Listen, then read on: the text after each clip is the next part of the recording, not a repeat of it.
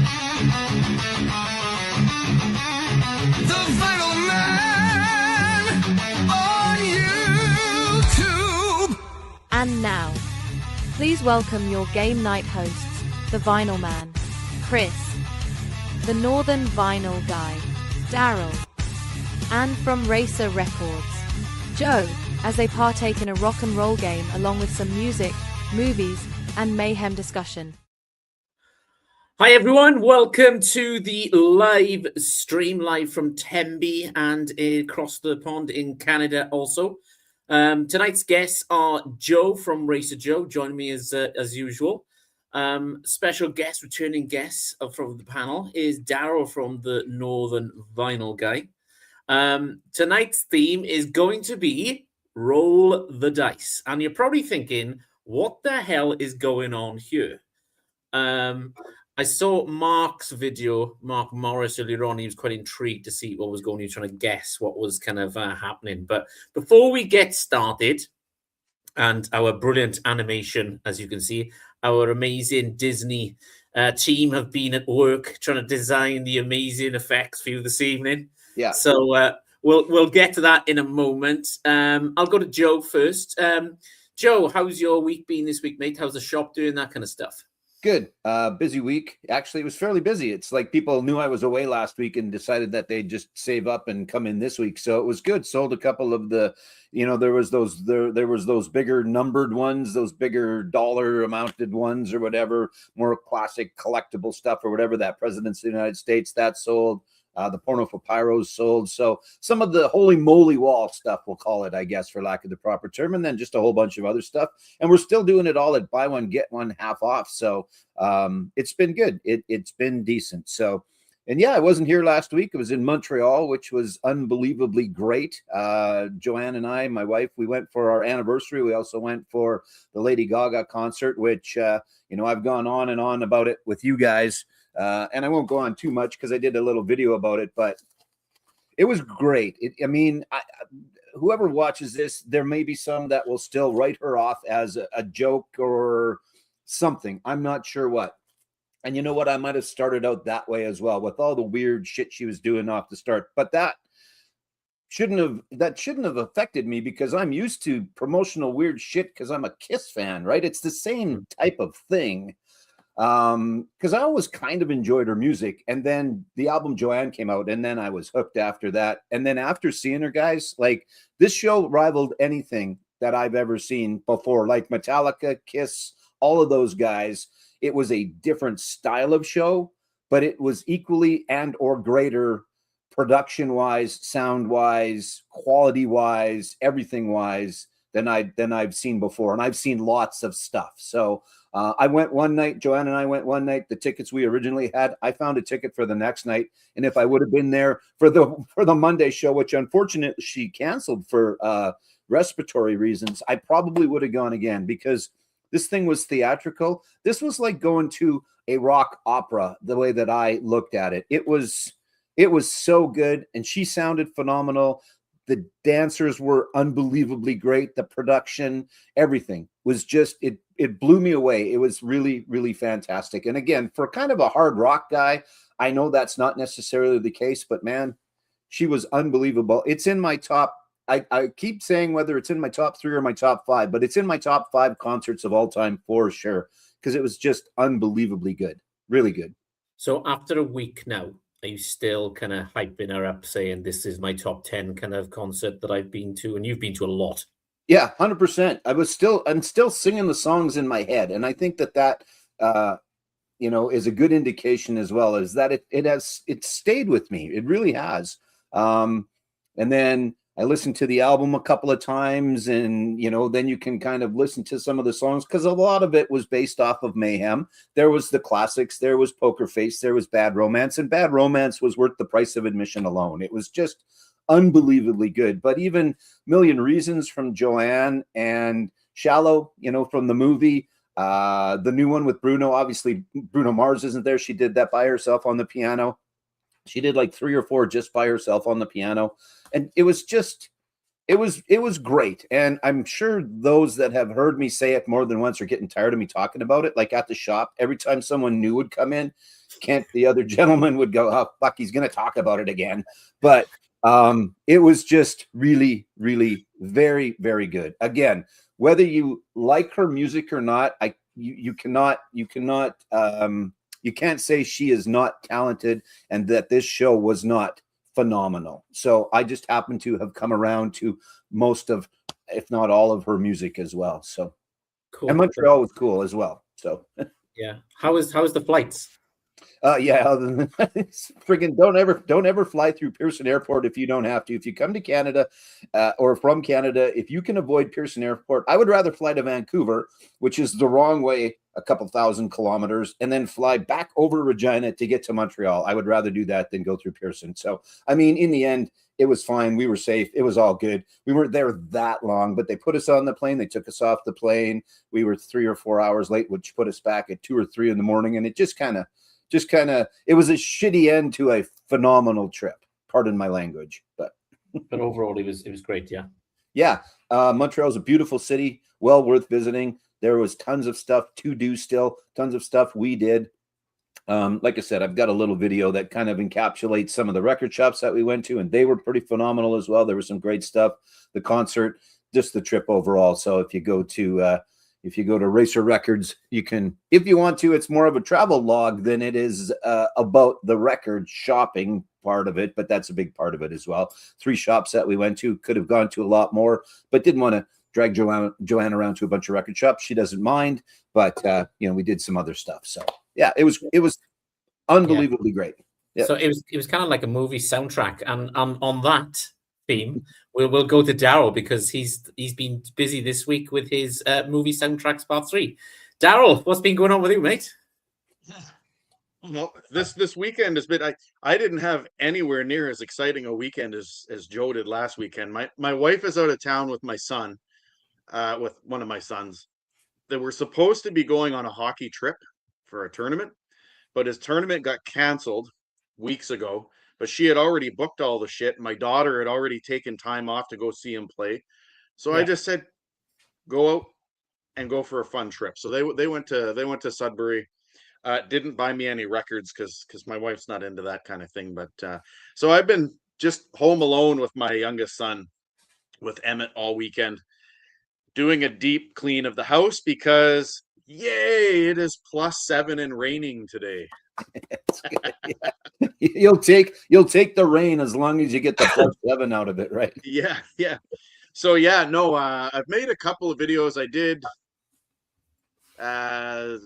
Vinyl Richie's contest entry last week. I'm going to do Emma's, but yeah, the soundtrack one is the third one that I've done. I don't have any more 80s soundtracks, but it was fun to do that one. And then when we were talking about the theme for this week, you guys were like, Daryl, you've got all kinds of board games. Why don't we try some kind of a game theme and incorporate it into this? So we're going to roll some dice today. That's what we're going to do. And I've got some questions for you guys. That's okay, where we'll leave it. Okay, cool.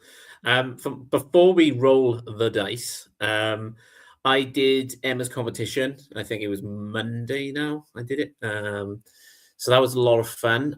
Picked up a box set that I've been waiting to pick up for nearly a year, which you guys know about, which will be maybe in the pile later on. But that's pretty much what I've been to. So before we start rolling the dice and going over to Daryl, Joe, do you want to go through some of the comments first before we get started? Yeah, 100%. Here, let's do this for now. I can put us back that other way later. So, A is for Alice, B is for Bob isn't here because this showed up a couple days ago. I didn't know that you could actually post comments before the show even happens, but somehow Steve's figured it out. Anyway, he's watching the Masters, or he's here. I'm not sure. But Adrian's back with us. Hello, Adrian. Just saying hi to Chris, but that's okay. That's fine. Don't worry about it. It's all right. No, I'm just kidding. Richard back with us. Good afternoon, sir. Hope you're well. Your Colorado Rockies are doing pretty well, actually, for a team that sucked last year. They're doing very well as far as baseball goes, so that's kind of nice to see. His Colorado Avalanche might even win the Stanley Cup. I was going to say his Colorado Avalanche might even win the Stanley Cup this year. They might, yeah. They've got a shot. Yep, hockey playoffs start right away. My Toronto Maple Leafs are doing everything in their power to come in last place, which is amazing because they might get a draft pick out of it. Yeah, I was going to say they're working on the draft pick at this point, right? So, yeah, and here we go. Compliment the creator with a really impressive game player graphic. Oh, thank you. Yeah, well, it is AI, and I think everybody knows that. It's just me coming up with the right prompts because, I can do some stuff, and there's some graphics that are mine, and sometimes I just rely on, here's the right prompt, give me a background, give me a picture. So, but thank you, Richard. Appreciate that. Deep cleaning is hardcore party stuff. Yeah, that's right. Exactly. Good job. Hello, Mark. Nice to see you, my friend. Always a pleasure to have Mr. Morris with us. So yeah, hardcore party stuff. A deep clean hardcore party. There, never mind. I was going to go somewhere, but I'm not. So cool. Okay. Right. I will kind of hand over the reins now to Daryl. Over to you, mate. Do you want to explain to everybody kind of what we're doing and kind of what the hell's going on here? Yeah, it's pretty simple. So yesterday, if anybody knows the game Scattergories, there's a board game. It's a die that has, I think it's 23 letters of the alphabet. There isn't Z, there isn't X, and there isn't Q because they're just too difficult to work with. But I rolled that letter die 11 times for each of us, and whatever letter was rolled each time was the letter of the album that we had to pick. So you could either pick the name of the artist or the name of the album title. And then what we're going to do is each of us are going to talk about the record one at a time.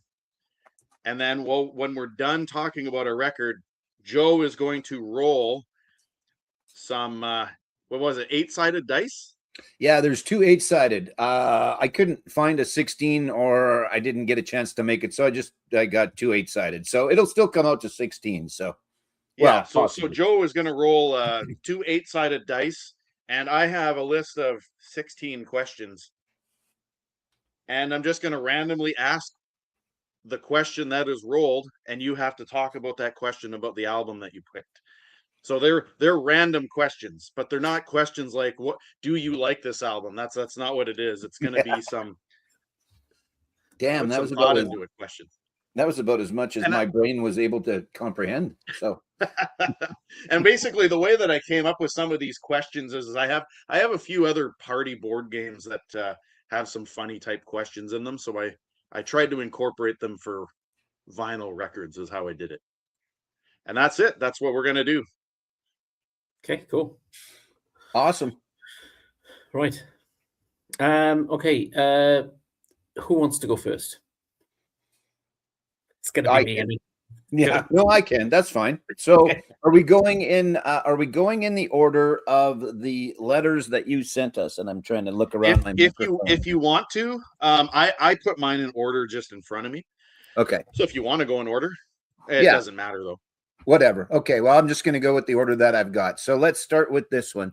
We'll start off with, I think this is the 20th anniversary. It also might be the 30th anniversary one of Nirvana and In Utero, because I've got them both. I'm not sure why I've got them both, but I've got them both. So Nirvana's final one together. There's the boys, and there's the back, and heart-shaped box on here. Lots of stuff on here. The one that I'm not exactly sure why they named it what they named it, but they did. And All Apologies is on here as well. Really, really good album. Again, I think this is the 20th anniversary version. It also came with a little 10-inch as well. So yeah, phenomenal Nirvana album. I don't need to say too much about it other than what my question is, I suppose. I don't know if we need to go on much more about it. Actually, before we spin the dice, I don't think I've ever seen you show that record, and B, that is like one of the most controversial Nirvana albums out there. Like just Yeah. the heart-shaped box music video alone was like Yeah. that they wanted to cancel Nirvana Yeah. after that definitely. music video, which is some of the stuff, but it's a great song. Yeah, I'm not sure. Like I said, I don't know. Here, hold on. We've got time. We've got time. What the heck? It's right here. It's easy to grab. So again, I don't know. I grabbed this one. I think this is the 20th anniversary. And then I think this is the 30th anniversary. And it's not a lot different. It is a different cover to it as well. Because it's actually a trifold in the end. So that is one of the things that's different. So it's got that going for it. And I could be wrong. I could be mixing these up. This is 2013. Yeah, I can't remember. I can't remember if the 20 or the 30 is the trifold. But anyway, you're right, though. It was definitely controversial at the time. Still probably a little bit anyway. But hell of an album. Great album. Unfortunately, the last from, because shortly after that, we all know what happened. But yeah, so there we go. I think anytime a music video has somebody hung up on a cross, it's bound to stir some controversy. Well, sure. Madonna, right? Like a prayer, all that. It does. Yeah. If you're going to put someone on a cross, unless it's, Soundgarden, right? Your Jesus Christ pose. Like there's lots of them, and it's art. It's what it is. But there's always going to be someone. There's someone who complains about pink ponies. Yeah, and we've talked about that before on multiple live streams. That for the most part, I think the three of us are able to separate the art from the musician. I think so. Yeah, because I've got some not in this pile, but man, I've got a few in my collection that some people would go, "Why the fuck are you listening to that guy? What are you listening to that for?" He's bigger. He's bigger than a wanker. That guy. Yeah. I have one that I can think of off the top of my head as well. I love the music, and at the time that I originally loved the music, because it was from the 70s, the guy was probably still an asshole, but it just, then it came out more so after. But anyway, I digress about that. So that's my first one. And you want me to roll the dice now, right? And then roll the dice, and I will give you your random question. You got to answer it about the album you just showed. All right, here we go. Looks like an 11. All right, so question 11 says, if the album cover ever came to life, Joe, how do you think you would react? Well, let's show the album cover again. So it is a spinless angel. So I'm not sure. I guess I would probably be intrigued, if nothing else. Have a little bit of a conversation, maybe. I'm not sure where they were going with that. There's probably some deep meaning. There was a lot of meaning, and then there wasn't as well sometimes with Nirvana stuff. But and there's no difference between this album cover and this album cover, other than one is a little darker as well. So anyway, I would be intrigued. I don't know if I'd have specific questions, but I think it would be an interesting conversation. It might be a little awkward standing there. That's the album that it has like all like the blood veins and vessels are going through the body, eh? So it's almost like it's almost like a de-skinned angel. That's exactly it. Yeah, for sure. So the wings are intact, but but everything else is and then even the hair is not there. So Joe would ask it to give him a hug. Yeah, that's right. Exactly. I'm not afraid, or I'm not afraid is not the right word. I'm not opposed to the macabre. I don't seek it out necessarily. Like, I'm not a slasher film kind of a guy, I guess, if that's kind of where I was trying to go with that. But that stuff also doesn't bother me, I guess. So, yeah, for sure. There you go. Chris is like, if that's the first question, oh my God, no. Oh, Chris, you'll be fine. Hey, look, it's Trevor. Hey, everybody say hi to Trevor. Trevor. Yeah. There's Trev.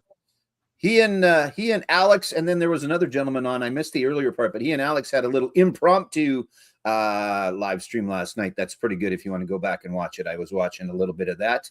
Always fun to see those two chatting. Mm-hmm. All right, Mr. Man, you're up. Okay, so the first one on my letters was an A. So I went with something completely different. Now I've gone with a theme where it's kind of or I've just gone album, the name of the album. So there's no greatest hits. Just to clarify right off the bat, eh? So this is Post Malone, and this album is called Austin. There you go. Being as it's a gatefold, you've got to show the inside. So there you go. Posting his truck. Yeah. This came on a colored vinyl, I believe. Yes, it did. So not like I have a question, if I may. It's a greeny see-through cobalt. Yeah, Nice. go on. Are there no greatest hits because you didn't get the letter G, or just maybe. Okay, that's fair.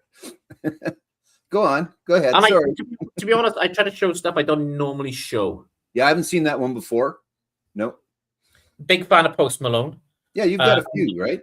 Yeah, not as oody. I have got a Post Malone greatest hits, which I could have picked, but I thought, do you know what? No, we're not doing that tonight.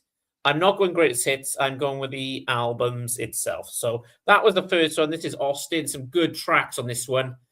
Too Cool to Die. You've got Enough is Enough. What else you got? Morning is a good one. Chemical was a massive one. Mhm. But yeah, there he is. That's actually his truck. So there you go. That's a dirty truck. It almost looks as dirty as all the vehicles up where I live. Yeah, exactly. So there you go. Okay, rolling the dice. Ready? Here we go. You ready for this, Chris? Let's go.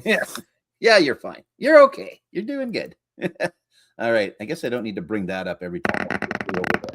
Anyway, it's a 5. Question number 5. All right, question 5.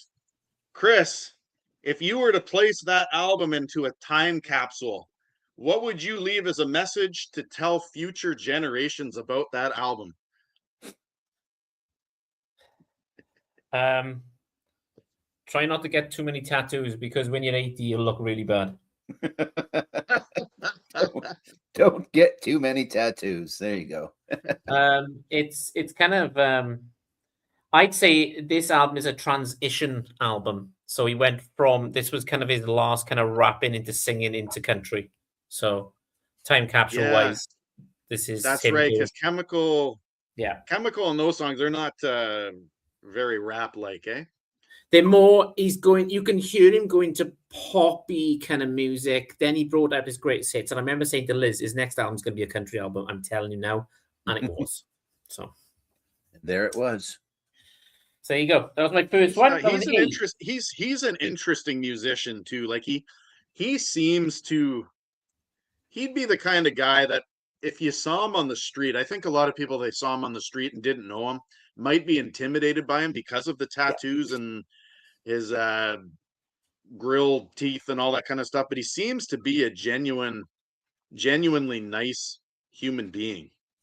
Yeah. Seems like it. Yeah. Yeah. You're right, though. I mean, a face tattoo is just a face tattoo, regardless of if it's on, the sweetest little old lady or Post Malone or wherever. It's just, we all equate face tattoos to something else. But that's changing, I think, a little bit. Everybody's got a tattoo. I don't have a tattoo, but everybody else has a tattoo. Every time we passed a shop in Montreal, I tried to talk Joanne into one, but she wouldn't do it. So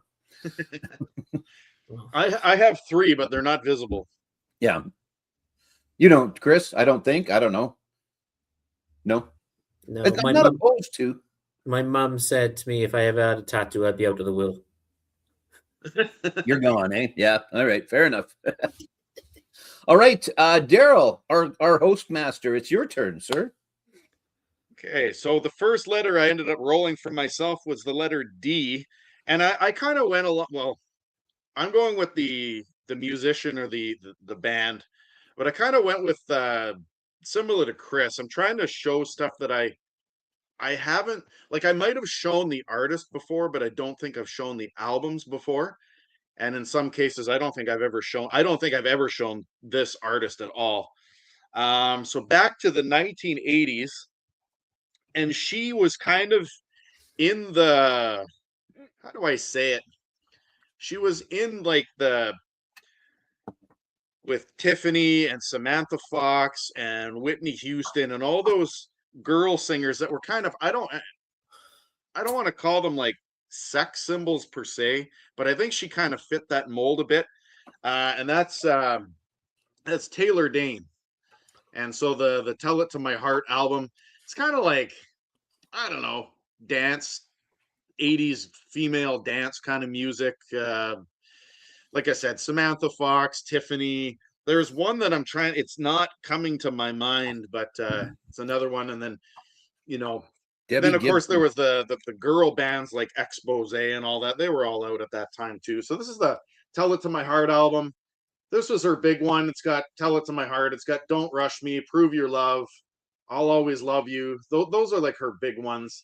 And all the teenage boys would have the one I was trying to think of was like Kylie Minogue. You know, she was out there doing all her thing too. So it kind of fits, I guess, that mold of music.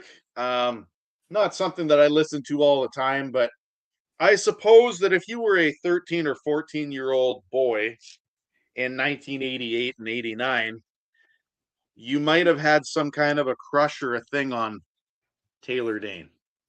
I was a 24-year-old man. I had a little bit of a crush on Taylor Dane. I used to play her videos all the time. So she's still around. I think she's still performing. I thought I saw something maybe last year. It's been a little bit, but the old performers from the 80s have been popping up a little bit. Debbie Gibson I saw came up the other day. Tiffany came up Debbie the other Gibson, day. forgot about her. Yeah. So, but yeah, I would argue actually this album, the Tell It to My Heart. I mean, if you're into Taylor Dane, you don't even need a greatest hits album. I would just buy this one, and then that's it. It's pretty much got like the big. Huh? What you mean, Daryl? Wait, what? What? Just go with this one, Chris. Just go with this one. I don't know if I have that. I wouldn't be opposed to having it. I did. Like I said, it was good. It was exactly what it was meant to be, right? It was, like you said, it was dancey, poppy, a lot of drums, but repetitive drum beats and keyboards and that. Yeah, it was decent. So it was good. All right, before we roll the dice for you, there you go, Richard saying that. Yes, and Mark, every time I run into Post Malone, he moves to the other side of the road. So yeah, there you go. And I used to watch Madonna videos with the sound turned off. We'll leave it at that. I'm not sure I want to know what you're talking about, Mark. I have a pretty good idea of what you're talking about.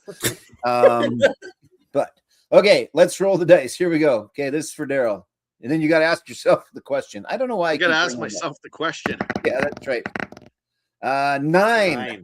You get a 9. All right, my question is, using either the artist or the member of the band, do I think they would make a great politician? Wow. Maybe. I guess that depends on what kind of a politician we're talking about here.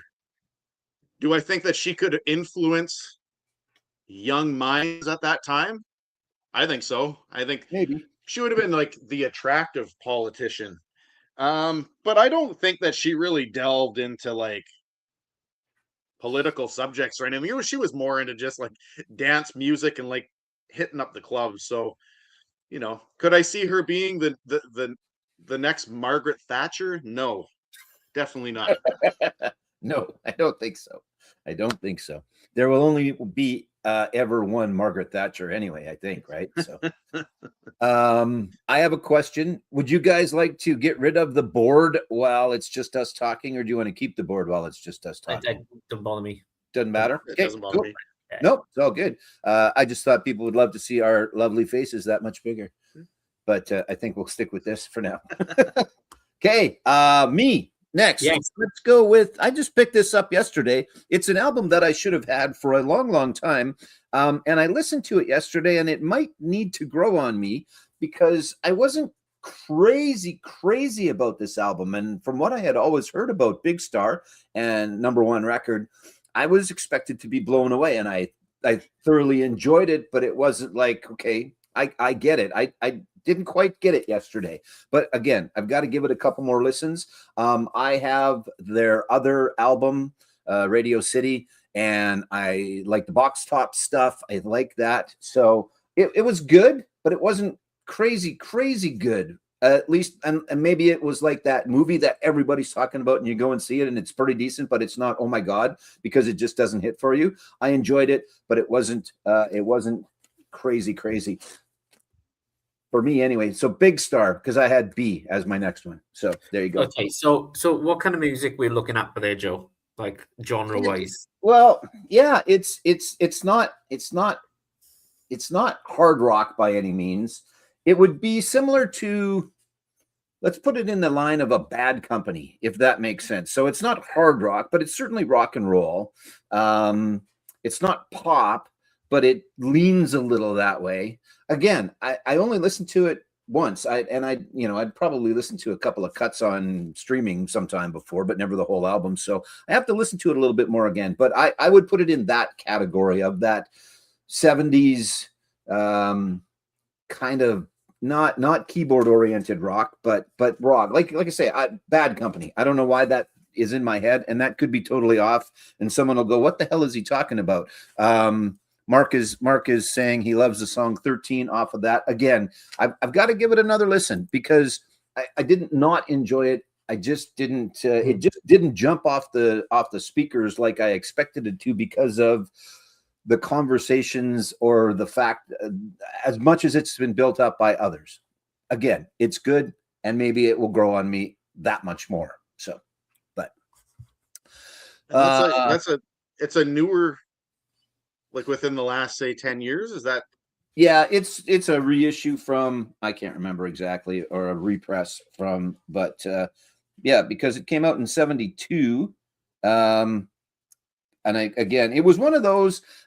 It's got so much attention where it seems to be one of those albums that a lot of people will talk about. Like, how did this album not do better than it did? Because it was really never a big hit by any means.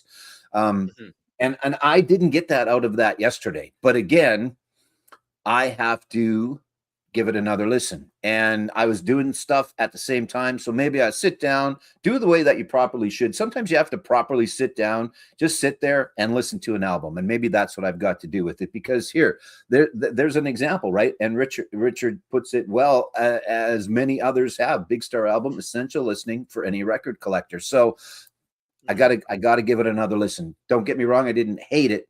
It didn't blow me away yesterday. So it hasn't clicked with you yet. Well, yeah, it hasn't clicked yet, and I'm sure that it will. Again, enjoyed it, but didn't get the, oh my God, you have to have this yet. Maybe I will.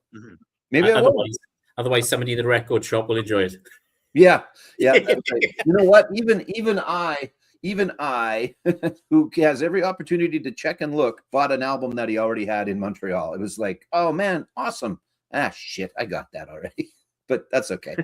Now it just goes to the shop. Your Discogs before you enter the record shop, Joe. I was positive I didn't have this one, but I did. So that's okay. Like you said, it's nice because now it will just go to my shop and go in the bin there. So it'll just be well traveled. That's it. So, okay, let's roll the dice here and get a question on the Big Star album. Roll it then. There we go. I rolled it twice. Hold on. We'll go with the second roll, which is a 3. So question number 3. I don't know why I hit it twice. Sorry.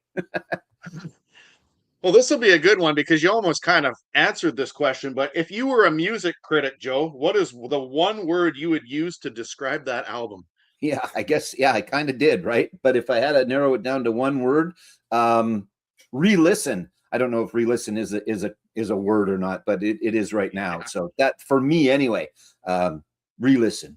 We'll go with that. Yeah, it seems to be one of those albums that it's kind of like the whole like Bruce Springsteen thing that we talk about, you know. You ask 10 people what their thoughts are on that album, and you're going to get a million different ideas.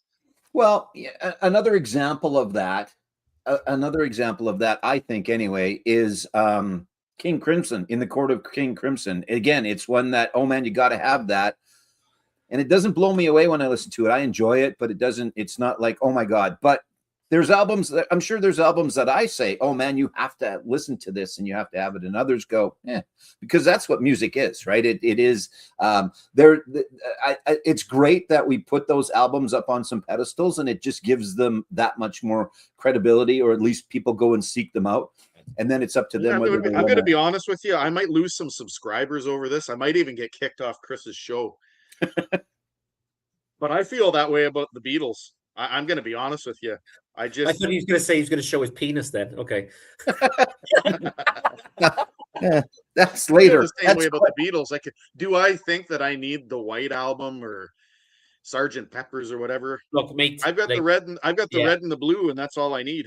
My advice to you was just get the number ones, which I've got. I've got a few kind of B-sides and stuff, but apart from that, that's it. My mother-in-law has got the original mono Beatles set, the UK releases on mono, but she won't let me anywhere near them. But I've got the number ones, so she won't let me anywhere. Sorry, you saw Mark, that? I forgot. Yeah. Please don't unsubscribe, Mark. Yeah, you I need saw all that, the right? viewers I can get. Just in case anyone missed it, hell. You can go to hell. And I can even hear it. I can even hear Mark's voice telling you to go to hell. So, and Richard talking about a grower. We're not talking about Daryl's penis here, but let's hope not. It just happens to come up at this point. Yeah, he spelled it wrong. It's supposed to be growler. Was the Big Star album. Hey, yeah. Okay, and here we go. He apologizes. Just kidding. I understand why people might not like the Beatles. Derangement mostly. So yeah, they're just off a little bit, but yeah. So there you go. All right. I think I answered that sufficiently, kind of. Anyway, so Daryl, Chris, your turn. Yeah. Good. My next one was B. So Daryl's gonna piss his pants when he sees this. It is John Mayer, and this is Battle Studies. So there he is. There's John in all his glory. Phenomenal album, phenomenal guitarist, brilliant singer in the studio at the moment. Absolutely love it. I'll go through the tracks for you, Daryl. I'll try and get a copy for this and ship it up to the north of Canada, and then you can enjoy it. Heartbreak Warfare on there. Yes, so it starts with Heartbreak Warfare. So all we ever do is say goodbye. Half My Heart, Who Says, Perfectly Lonely, Assassin, Crossroads, War of My Life, Edge of Desire, Do You Know Me, Friends, Lovers, or Nothing. Mm-hmm. This just came on black vinyl. This has gone up in price like you would not believe at the moment. Yeah. It has gone crazy. I can imagine. I think this was my second album I ever bought on vinyl. And I paid this is 2019, so about £20, about 24, 25 Canadian dollars. It is now going for over £50 on Amazon. So I'll see what I can do, Daryl. But that was my B. That is Battle Studies by Mr. John Mayer, which favorite artist of all time for me. So there you go. Quick before I roll the dice for you, is it just me or is pre-tattoo John Mayer's music more interesting? That from our friend Richard. So is that a true statement, a fair statement, or a statement? Yeah, I'd go with that. Yeah, I would go with that. There's news that his new album is going to be more blues. So I'm quite interested to see. Last album was Sob Rock, which was kind of 80s, kind of pop, kind of theme going on. And his other stuff has been electronic. So I'm hoping for kind of blues because he done a live with BB King and he's playing blues, and him playing the blues is amazing. So I'm hoping there'll be a blues album coming now, and then he's covered pretty much every genre apart from rock. So we will see. Yeah. So, yeah. Good. Okay. Roll the dice. Here we go. I'll just roll them once this time. That is a 12. Question number 12. All right, Chris. I think I know the answer to this, but would you ever invite John Mayer to have a drink with you at a local pub? Yes. A second follow-up question, not that it's on the paper. Do you think he would? Do you think he's the kind of guy that would accept that? Possibly. Yes. He seems like a pretty down-to-earth dude. Yeah, he doesn't drink anymore. John's been sober for like 10 years now.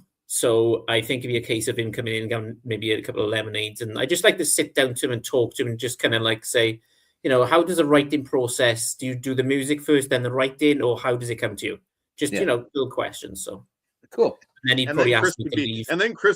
Chris would do this. He'd go, "Could you autograph this album? I'm going to be mailing it to my friend Daryl in Canada." Sending this to my friend in Canada. That's right. Yeah. So right. I've seen John live a few years ago in Ireland. Me and Liz when he was an acoustic set, and it was absolutely phenomenal. It was brilliant. Really good. Awesome. Good. There you go. Hey, Daryl, your turn, sir. Okay, so this next one, I got N, the letter N for this next one. I've shown this band before because I don't think there's a single person that I've shown these albums to that aren't fascinated by my Greenlandic collection. But I've never shown this particular album. Usually when I show this band, I show the one that has the polar bear on it that's diving into the ocean. But this one here, it's a band called Nanook. Nanook actually just in English translates to polar bear. But this is their live album. So they actually recorded a live session in Greenland. And so that's the band there with some iceberg stuff in the background. And then on the back of it is like stalagmites and stalactites on the back. All of their music, I don't know if you can see it, it's all in Greenlandic language. And then it is a gatefold. So just hard to see this, but it's almost like the inside of a dark cave almost kind of. But yeah, no, they're kind of like a Greenlandic rock band, I guess you would say. And it was recorded at a concert in Nusivik is what it's called, in Nusivik, Greenland. And you can hear the crowd in the background and stuff. And actually, there is a digital only soundtrack edition track, which is song number 19. It is a 2-disc set. So I don't know what it is. I really like that band.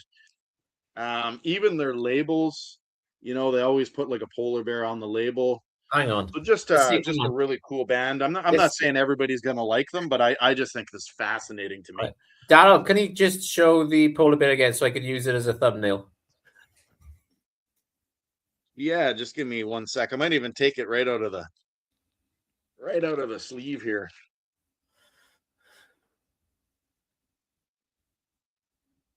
There you go. Very nice. And Richard asks, did the polar bears enjoy the show? Which I'm sure if they were there, they probably did. Right? I'll bet you they did. And speaking of polar bears, no joke.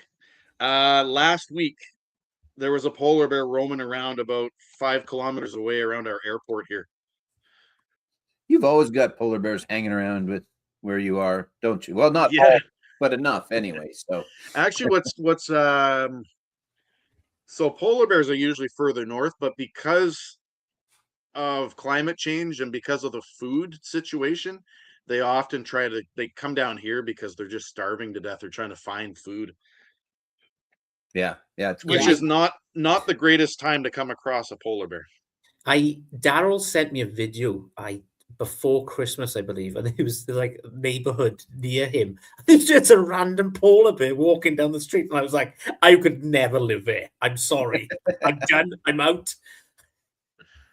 Well, so my next, not my next video, one of my next videos, I know Joe requested this, and I know a few other people want to see my record game room.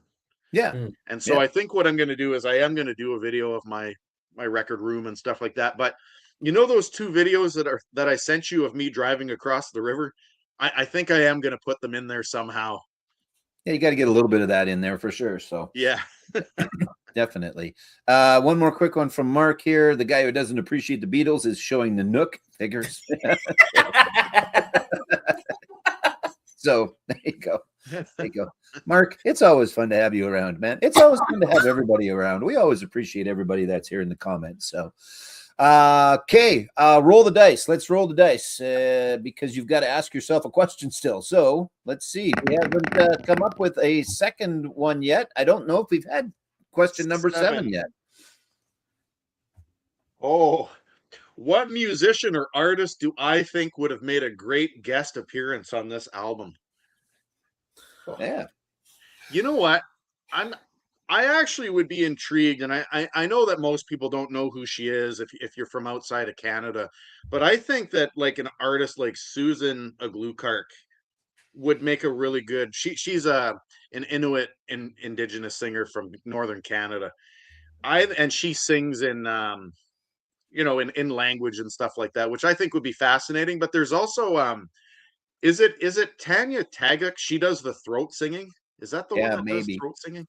I can't remember. She might be a really cool one too. I know Susan. Yeah, I don't know the other for sure, but yeah, I know Susan, and you're right. Yeah, she would make a good fit. Now, I haven't listened to the album, so I don't know what if it would be interesting to have a singer on there, or if it would be interesting to have a musician, like some more guitar. I don't know because I haven't listened to it. Yeah, I think that if you brought in like somebody that plays an electric guitar really well, Yeah, just to do like a cool solo on one of their songs. just to throw that in there I somewhere. think you know what I think I should do? I should record one of the songs and send it to you guys, and you can hear what it is. Yeah. I just think it's fascinating music. It's not going to be for everyone, but I think it's neat. All right. Perfect. All right.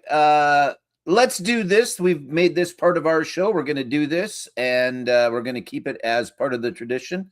Now, I didn't watch a documentary this week, but we're going to find one to talk about. Hold on.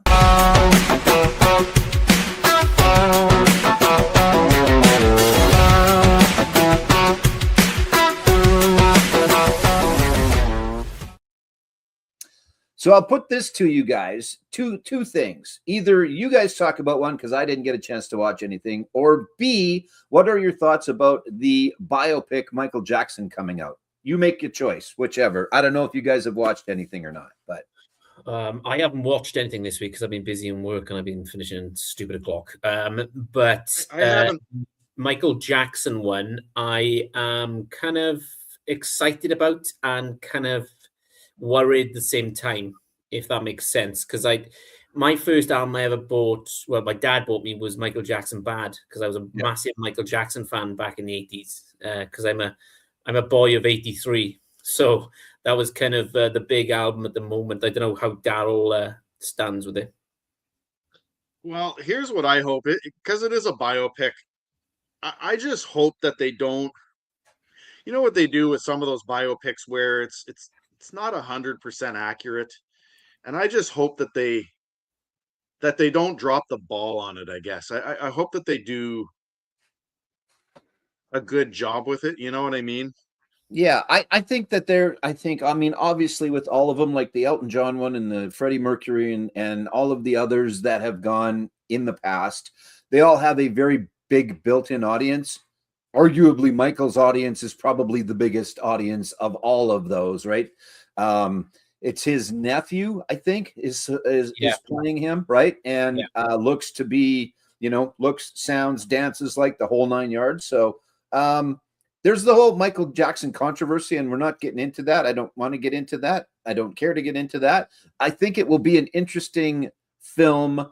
It depends how much they show. Do they show his dad being an asshole? Do they show him and his brothers? Is there a story of Janet? I don't know what it's supposed to be, if it's a from birth till death type of thing, because they do those differently, right? As they are doing these biopics. Like the Springsteen one was not a Springsteen from birth to now type of thing. It was just about Nebraska and the filming of and things. I agree, Joe. I hope that when they do it tastefully, not. Yeah. I hope that they don't turn him into be this fucking dickhead, because he was good for the industry. Yeah. And he just obviously later on just had some things going on, but what I hope that they make it a good biopic. What people don't seem to forget is that he was as big as the Beatles. Like people, women screaming and fainting at concerts and in front of him, just wanted to touch him.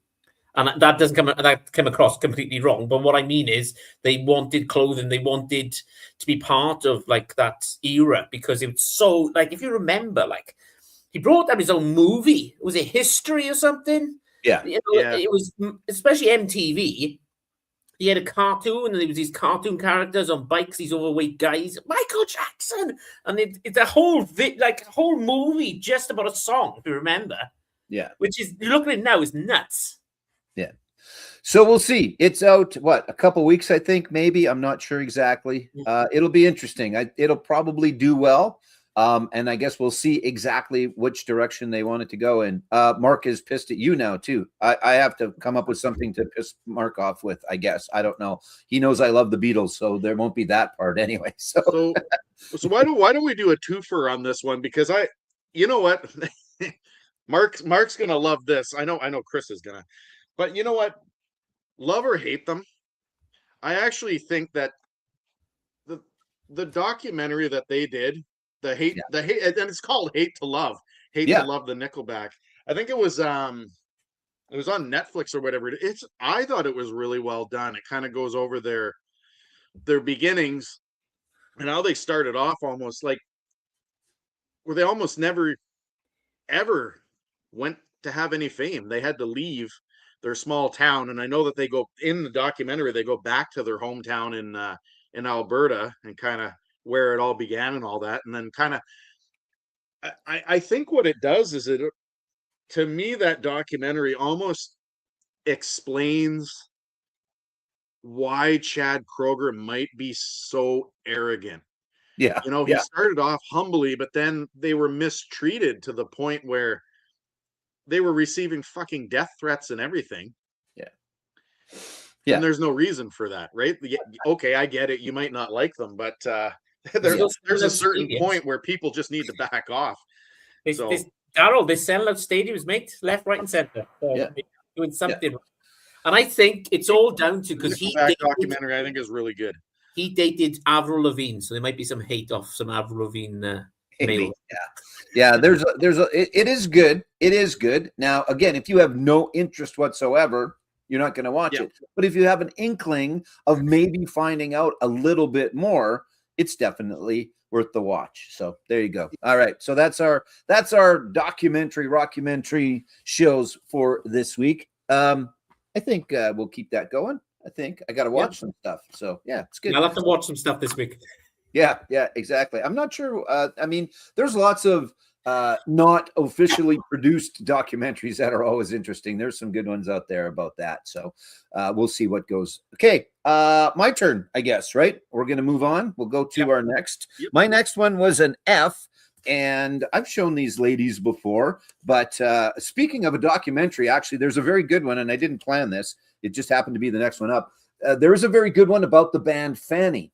Now I know the UK folks will snicker maybe a little bit when you say the word Fanny. And that's why they named themselves that, I think, or that's part of it. But anyway, there are the ladies back in the day. Female rock group, really, really good, phenomenal musicians, good songwriting. This is their first album. This is a repress of it because that's them on the back and then that's them currently. This is the album cover as it was, but this is them current, or at least current as of a few years ago. I can't remember. The date's not on here. It doesn't matter. It's good. If you're not familiar with the band Fanny, check them out because they are very, very good. A couple of sisters and then a couple of other players. And again, there is a documentary. So if you want to find out a little bit more, listen to this album and then watch the documentary because it's pretty good. It goes through, of course, all the bullshit that they had to go through being women in the industry, especially women in the industry playing guitars. Everybody put up with is the wrong way to put it, but kind of the right way to put it. The girl groups, the Supremes and that, because, they were just girls singing. But then these ladies started to play their instruments and want a little more respect in that. So I liked it. It's very good. And it's a very good album as well. It's orange for what it's worth. But yeah, so the band Fanny, and this is their self-titled, this is a repress. This is the original, but it will look like this. It'll just be them back in the day, not current. So they updated it, kind of like Phil Collins did all his reissues, where it's the pictures of him now instead of what it was. Well, not now, but 3 or 4 years ago. So yeah, type into Google Fanny documentary. Yeah, exactly. Well, and then prepared to skip through a couple or watch whichever your call is. But I watched a UK comedian the other day, and Sarah, I can't remember her name. She was pretty funny. It's on Netflix. Again, not necessarily a music documentary review, but a good stand-up. Sarah, I can't remember. She says Fanny a lot. Yeah, I think so. Yeah. Really good. Actually, she's super funny. I enjoyed it. All right, let's roll the bones here. That's a 12. I don't know if we've had a 12 yet. I can't remember if we have or not, but we're going to 12. find out. Yes, we have had a 12, but Joe, this is for you. Yeah. Would you invite Fanny to a local pub to have a drink with you? Yes, 100%. Yes. Yeah, I think that'd be interesting to talk to them about just how much.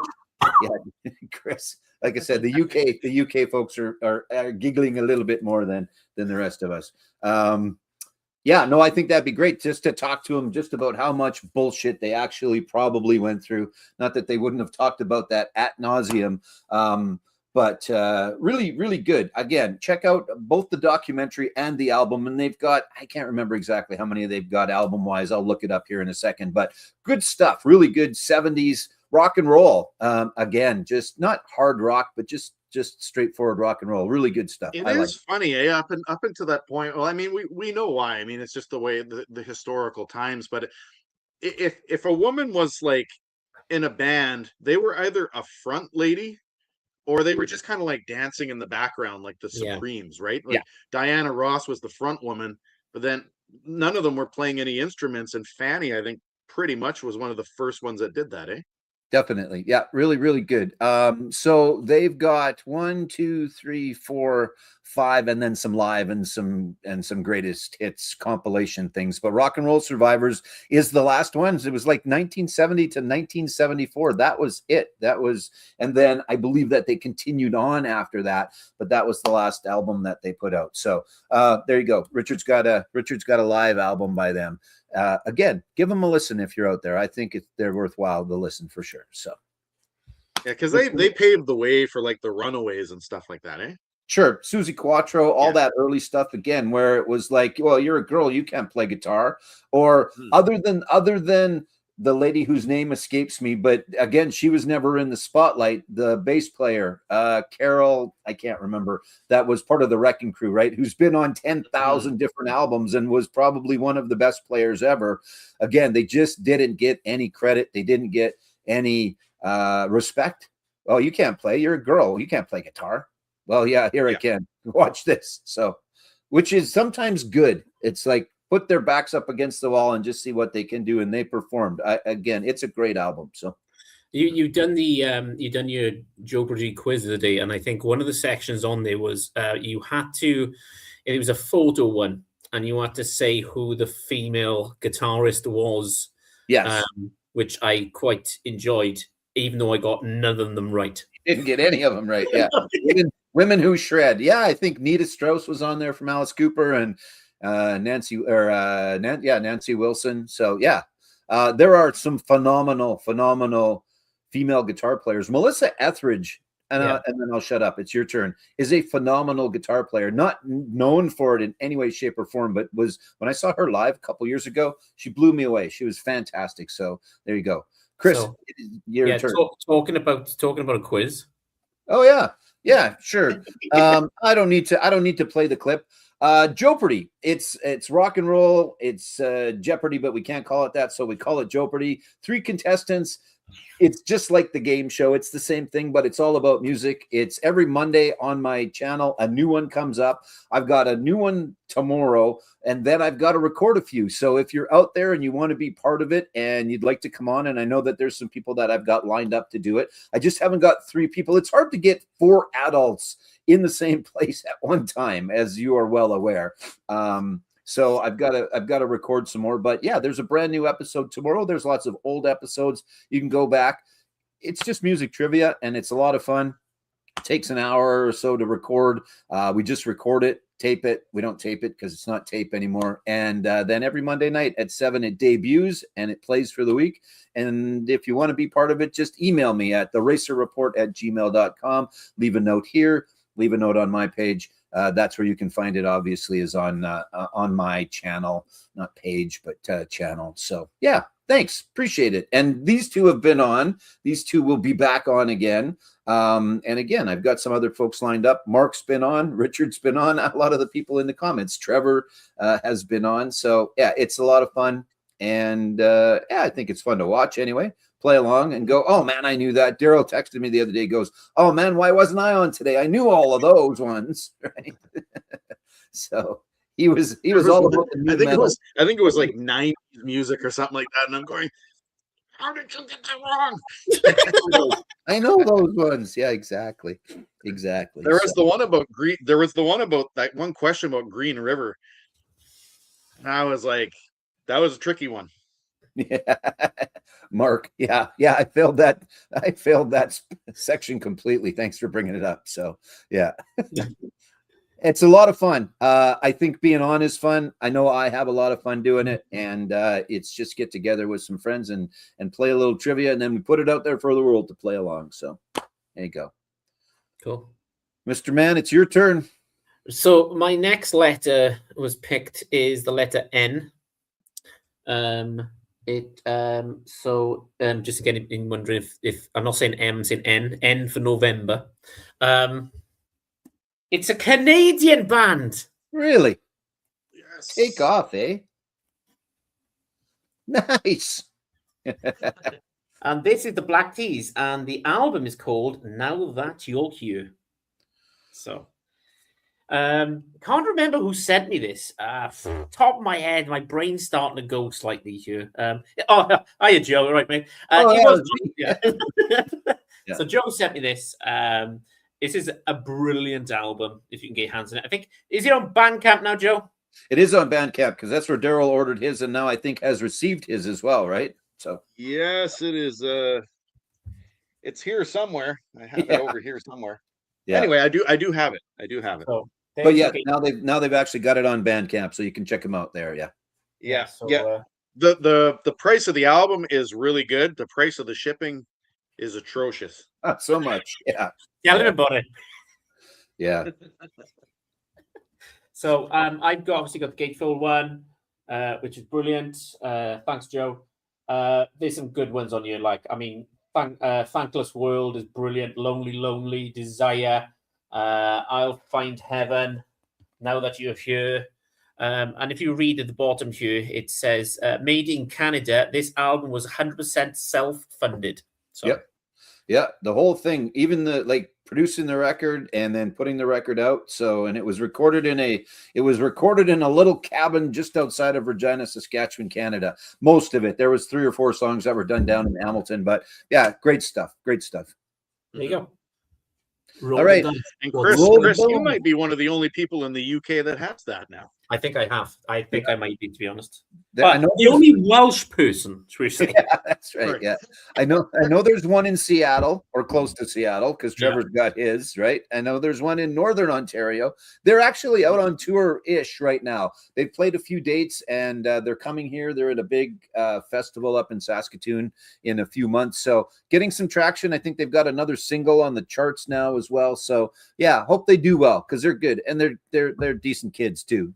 They're probably 30, but to me, everybody's a friggin' kid. Tell them to pop over to Temby. Yeah, exactly. Just go on a UK tour and just play all the small towns. And yeah, I meant to ask Dallas who the statues were, but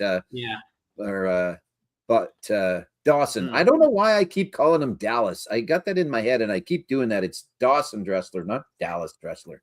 And he corrected me once already. So I got to get that right. But yeah, good album. Check them out. Okay, roll the bones. Here we go. That's a 6. I think we've had a 6, maybe. No, we have not. Oh, there you go. So Chris, I want you to choose any song on that album. What product do you think it would make a great commercial for? That's a good question. I'm going to go with Shiver, and I'm going to go with Keeping Warm in the Winter. So this may be a good fireplace woodwork kind of advert commercial going. You don't need to shiver. Just invest in black tea. And everything will be fine. Lovely. Very nice. Very nice. Because it's cold in Canada, so I thought it'd be right, but good way. It's warming up a little bit. Yes, you do, Richard. you're not tired of listening to us all talk about it, but maybe you are. I don't know, but there's a reason I think why we're all talking about it, because it's a very good album. So Yeah. All right, Daryl, it is your turn, sir. Okay, so my next letter was the letter P, and so I decided to go with a gentleman who was the lead singer of a major arena band back in the late 70s and through to about, I think, the mid 80s. And that would be none other than Journey. And so I've got Steve Perry's Street Talk album, which is the one that has Oh Sherry on it, which I think is his big solo debut. And I'm not 100% sure of how that all went down and exactly why he left the band, because I like Journey, but I'm not into the whole history behind it. But I know that at some point he had almost lost his voice and stuff too, his vocal range, and I think it was creative differences within the band. But yeah, no, this is a pretty good album. But really, at the end of the day, the only song anybody's going to know on here is Oh Sherry. Yeah. So Steve Perry, I mean, there's not a whole lot I can say about Steve Perry that most people wouldn't know. I mean, let's face it, he was the main singer of Journey for the majority of their big hits, their big albums. Yeah. I'm a little surprised, actually, that there wasn't more output from Steve Perry, because he had the voice, obviously, and he would have had, if not his own writing skills, I'm sure there would have been people writing for Steve Perry or would have wanted to have him singing their songs. So I'm not sure why there wasn't more. You're right, there was vocal issues, but I think that came later. He's still out a little bit. I think sometimes he's actually with the band. There's him and the other gentleman.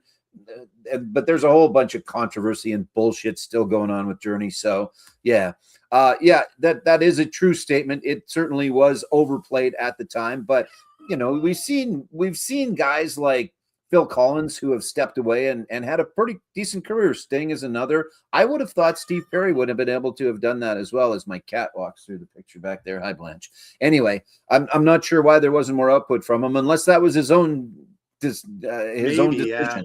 Because I really liked him when he was with Journey. Like, I mean, I have the red Greatest Hits album. I don't have the blue one. Right. To me, the blue one is more like secondary hits. Like, sure, yeah. B sides, I guess you would say. There's a couple of big ones on there, but I mean, the guy just had like an ability to get an entire stadium going. Yeah, we're not talking like Metallica or Van Halen style, but they had their own arena rock way of doing things, maybe like the Bon Jovi type thing. Yeah. There you go. And Steve did a couple of Christmas albums, so there you go. Mariah's made that work for herself. I don't know the last Mariah single, although not my style, but that Christmas song sure comes up all the time. Okay, let's roll the dice. Let's see. I don't know if there's a number we haven't had yet, but we'll see. Let's roll them. 14. I don't believe we've had a 14 yet. I could be wrong. If this album was a flavor of ice cream, what would it be and why? We're just going to go with straight up vanilla, because to me, Oh Sherry is the big song, and the rest of it is just okay. Yep. Before you said your answer, that was what went through my head instantly was, vanilla. So, yeah. All right. There you go. Another good question. Who came up with these questions? Oh, wait, that was you. Good job. Should we promote our friend Beer and Vinyl? Should we do that? I think we should do that, right? Let's do that quickly. Let's give Alex a little shot. For those that don't know, our good friend Alex of Beer and Vinyl, who isn't with us today but joins us quite often, has a new merch. Has some new merch out there. You've got the shirt too. You just went nuts. I got to get myself a shirt still, but here we go. This is what I'm talking about.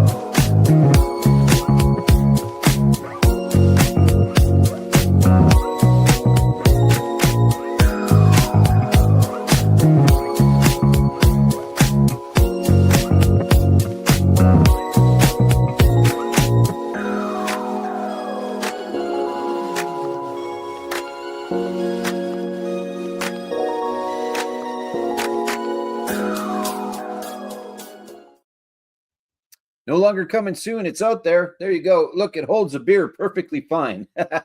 So go and check it out. Beerandvinyl.com. Get yourself a t-shirt, get yourself a beer mug, koozie, all that good stuff. Support our buddy who is out there getting her done, our good friend Alex. All right. My turn, right? I think, if I'm keeping track correctly. My next letter was an S. I've gone with the band name for all of these. So my next letter is Skid Row, and one of my favorite albums of the genre from back in the day. If you want to call them hair metal, I don't know. There was hair metal, and then there was guys like Skid Row and Cinderella and things like that, where they were just a little more hard rock than they were hair metal than anything. But great album, debut, 18 in Life on here. Sweet Little Sister, Big Guns, Can't Stand the Heartache. It's just a great, great album that for me still holds up, but it's some of my favorite stuff. Yes, I listen to Lady Gaga and I listen to Skid Row sometimes in the same day, but really good stuff. Sebastian Bach, not formerly of the band Skid Row, still out there performing and getting things done a little bit. I think it's everybody else. I don't know. A lot of these bands from this time frame, they're so pieced together these days. And the lead singers are out doing stuff, and then they're calling themselves blah, blah of Skid Row and things like that. But anyway, great album. I really enjoyed it. Again, of the genre that it's in, one of my favorites from that time. So Cool album.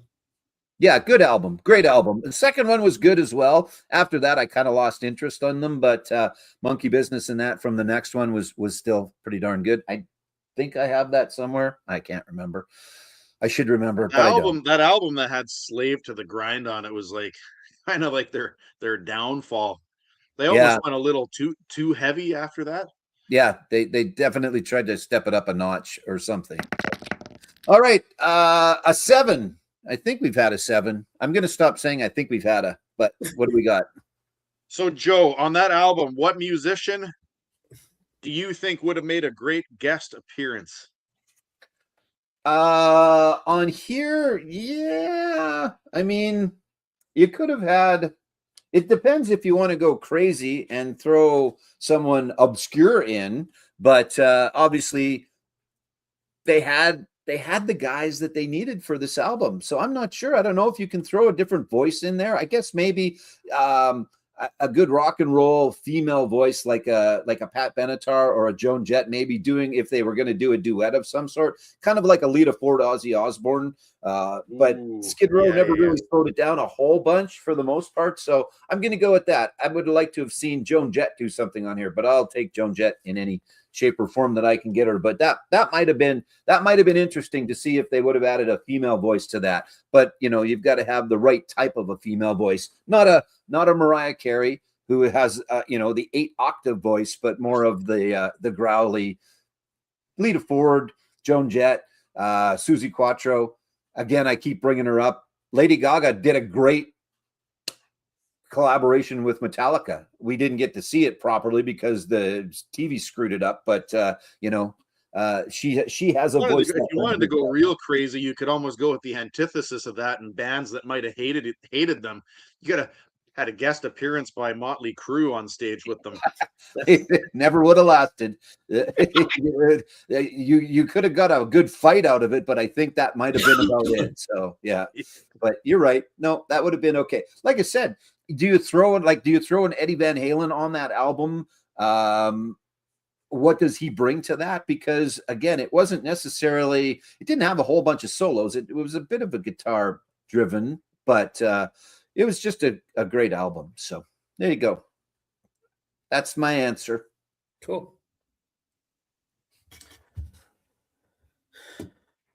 Am I next? You are. Yes. You are. Sorry. So, yes, Chris, it's your turn. So my next one was R, which is Romeo. So I've gone with the band, and it is Rock of Ages. So there you go. The band in concert, Rock of Ages. I will show you the inside. There they are. This just came on black vinyl. Picked this up in a... Where did I pick this up from? Maybe a record shop. Yeah, it smells old. It's a record shop. Came on black vinyl. Don't Do It, King Harvest. You've got Get Up Jake. You've got on here Stage Fright, fantastic song. Ragamama Rag, The Wait. You've got Unfaithful Servant. Live, It's a Carnival. So there you go. Rock of Ages by the band. Mhm. Nice. Okay, so 2 options. I can roll the dice, or you can take question number 1 because we won't get question number 1 by rolling the dice. Which would you prefer? Give me question number 1, Daryl. There you go. Question number 1. I want you to take a look at the cover of the album. What do you think was happening before and after that photo was taken? Well, it looks kind of medieval. So it could be the man with the iron mask going on by here. It was a case of they were famous and now they're being put into like a statue kind of situation. So Yeah. Cool. Good Daryl, that's all I got, mate. It's somebody with an iron mask or bronze mask. It's like I don't know where to go with this. Very nice. So yeah, that's what I'd probably go with because there's not a lot to go with here, to be honest. It doesn't look like makeup. It actually looks like an actual mask itself. So Yeah, no, it does look like one of those ancient statues from like the Yeah. Greek times. they're probably from Wales. Yeah, that's it. Exactly. Couldn't understand the word he's saying. Let's put a mask on him. What? All right, let's do a couple comments before we get to Daryl. So Richard talking about having a beer and vinyl shirt and a coffee mug. That's good. Skid Row, pretty good. No Nanook, of course. I know, Mark. That goes without saying. Tiffany, I think we're alone now in life. I'm not sure. Yeah, I mean, that's the thing is there. I love a good collaboration that doesn't make any sense, and that doesn't make any sense. If it works, it has to work. But yeah, and then great album, Chris. That's on my want list. Yes, that is a very good album. I agree with Chris. That those album. What do you prefer, that one or The Last Waltz?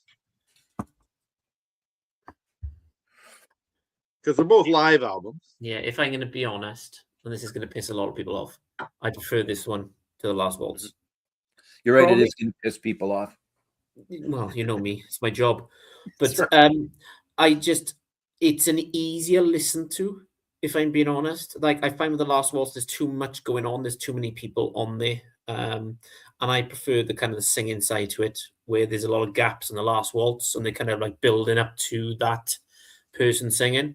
Last Waltz is a fantastic album, but The Rock of Ages just connects with me more, I think. So it's a bit more upbeat kind of album from the band itself. So well, I'm pretty close to collecting everything now. It's I think I'm 2 albums off at this point.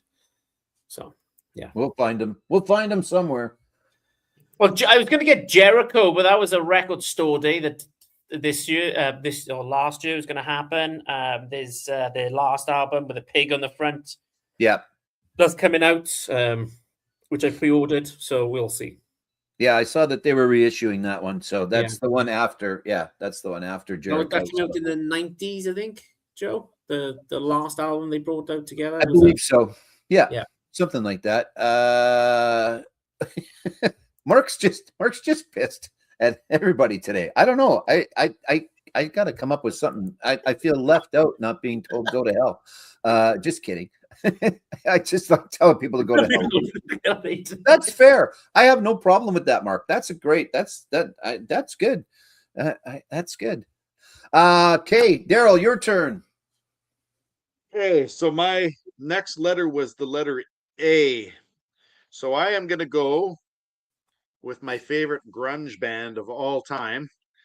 And I think it's an EP. I call it an album, but I think it's actually an EP. But the Jar of Flies album.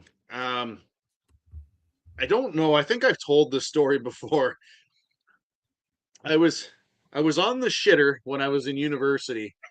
And the way that my dorm worked is that there was me and my roommate, and then the washroom, and then the room beside us. So there was 4 of us sharing a washroom.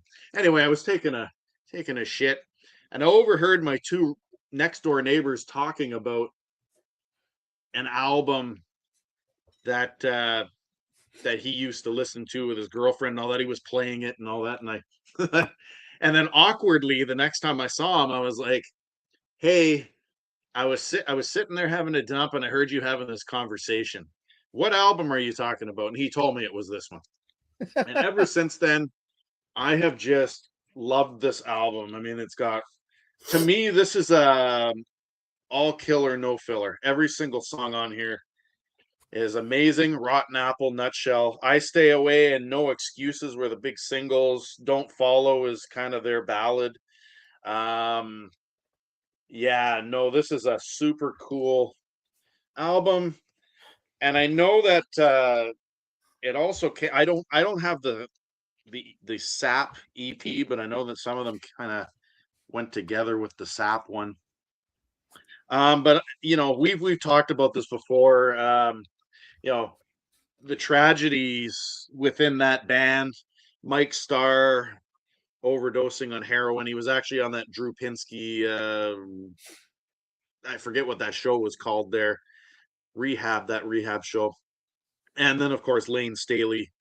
You know, and what makes his even more sad is, I mean, he had overdosed and nobody had heard from him, but because he was such a recluse by that point, nobody even knew he was dead for a long period of time. And it's just tragic because his vocals are so different from anything you'll ever hear on any other album. He's just so unique, and I understand that because it's grunge, it's not for everyone, but I mean, they were very different from the rest of the grunge stuff. Yeah, they were definitely the forgotten child of that era, right? Or not by everyone, because those that, like yourself, that loved them, right? Didn't necessarily care a whole bunch about the Soundgardens and the Nirvanas and things like that. So yeah, they had a huge following, and much like many other bands, unfortunately, succumbed to the issues that a lot did, unfortunately. All right, let's roll the dice here. What do we got? I don't know why I'm doing it that way, but right now. So that looks like an 8 to me, sir. An 8. Yep. Give a reason why that album should have gone viral. Oh. Yeah. I think that out of all of their albums, this is the one, like I'll grab this one here, for example. So this is the Tripod album. This is not an album that you start with if you're looking at Alice in Chains. This is heavy. This is raw. This is angry. Whereas this one here has tracks on it like I Stay Away and Don't Follow and stuff like that are very radio friendly, I guess you would say. I mean, I know it seems weird, but I used to throw this on as almost like study music. I would study to it because it wasn't heavy, and I mean, it's depressing though. That's the big thing about it. It's super depressing, but it is more palatable than I think a lot of the other grunge albums ever were. Yeah, it's a lot more accessible. Yeah, agreed. Yeah. Definitely. So, all right. Okay. Me. Let's go. Next up, I had K. And I'm not going with the ones that you would think I would go with. But these guys are on my list of bands I need to see. I've seen almost everybody that I have wanted to see. Almost. Not complete bucket list yet. But the Killers are on my list of bands that I would like to see still. Hey, look, it's Killers' greatest hits. Someone's got to show greatest hits. Nobody else is doing it. There's the albums on the inside. These guys are great, out of Las Vegas. I'm sure everybody is very familiar with. They've been around for quite a while now, too. Back to Mr. Brightside. I always liked that right at the start. And they've just continued to put out some pretty good music. I haven't really heard a whole bunch in the last little while from them. But again, on my list of bands I need to see still. And I would think I'll get the opportunity. I would imagine they'll be touring for a bit. They're not young, but they've been around for a while. And they're almost to the point now of a greatest hits type of a tour. Maybe not, because again, they're still putting out some new stuff. So Hey Joe, look on the bright side. You might see them. ah, try the veal. He's here till Thursday. Very nice. They've got some good videos too. Videos not necessarily that much of a thing anymore, but then they are at the same time. Like there's some people that are still putting a ton of money into videos, and then there's others that are just, you know, kind of putting stuff out there. But they've got some interesting stuff that I enjoy. So, all right, let's roll the bones here for me. That's a 6. I think I don't even remember for sure what 6 is. Comes Yeah, up so 6 is the one to choose a song from the album. And what product do you think it would make a great commercial for? Sure. So Mr. Brightside for light bulbs. There you go. Coming out of my cage. Ding. And then the light comes on. Anyway. Yeah. I mean, that would be good. Yeah, that might be all right. So somebody told me, there's lots of great songs on here, but yeah, I'll go with that, which is a silly answer, but what the hell? I'll go with that anyway. So. All right, Mr. Man, your turn, sir. So my next letter was O for Oscar. So I went with Zach Brown Band and Owl. One of their most recent albums. Let me show the inside, which is pretty cool. It's got like an American Indian kind of theme going on there. And the big one on you is Someone I Used to Know. Yeah. The rest of it is okay. I think me and Joe have spoken to this before. If you want to get into Zach Brown Band, get the greatest hits. Because it's got literally all the hits that you need to know are on there, which I have. Do you want to see the vinyl itself? Because it's pretty cool. Sure. Yes, please. Yeah. That's nice. I like I've got Jekyll and Hyde. I think that's not a bad place to start too, especially if you're a little bit more of a rock and roll fan, because that's what it's supposed to be, right? Is a little bit of Jekyll rock and a little bit of Hyde country or whatever. And Zach's never traditional country by any means. No. But a good flavor, and I always enjoy their music, but I haven't listened to a whole bunch. So, but I like Jekyll and Hyde. I think I picked this up from eBay for about 20 quid. Yeah, so, good. That's all right. It's pretty cool. I'd love to see these live. I think a live concert would be amazing. I always said, like, I missed out. Me and Liz couldn't do the Sphere.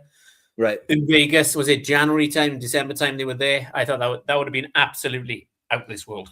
Yeah, they would have been a great show there, I'm sure. So Metallica going there too in the next little while. Well, not till October, but anyway. Real quick, I forgot. I missed this one. I was going to put this up here. Any album you discover on the shitter is bound to be depressing, I guess. I'm not sure. Not unless it's Rush. That's right. Nice. You're on a roll today. Saw the Killers in a small Denver venue. That would have been awesome back in 2004, right at the start. So would have been doing stuff like Mr. Brightside. And then a little bit. Hello. Thanks for joining us. You got a little bit of time left to hang out with us. So that's good. We've got half an hour to go still. And it is Daryl's turn. Hostmaster, your turn. You're up, sir. Okay. Well, I also got the letter O for this draw.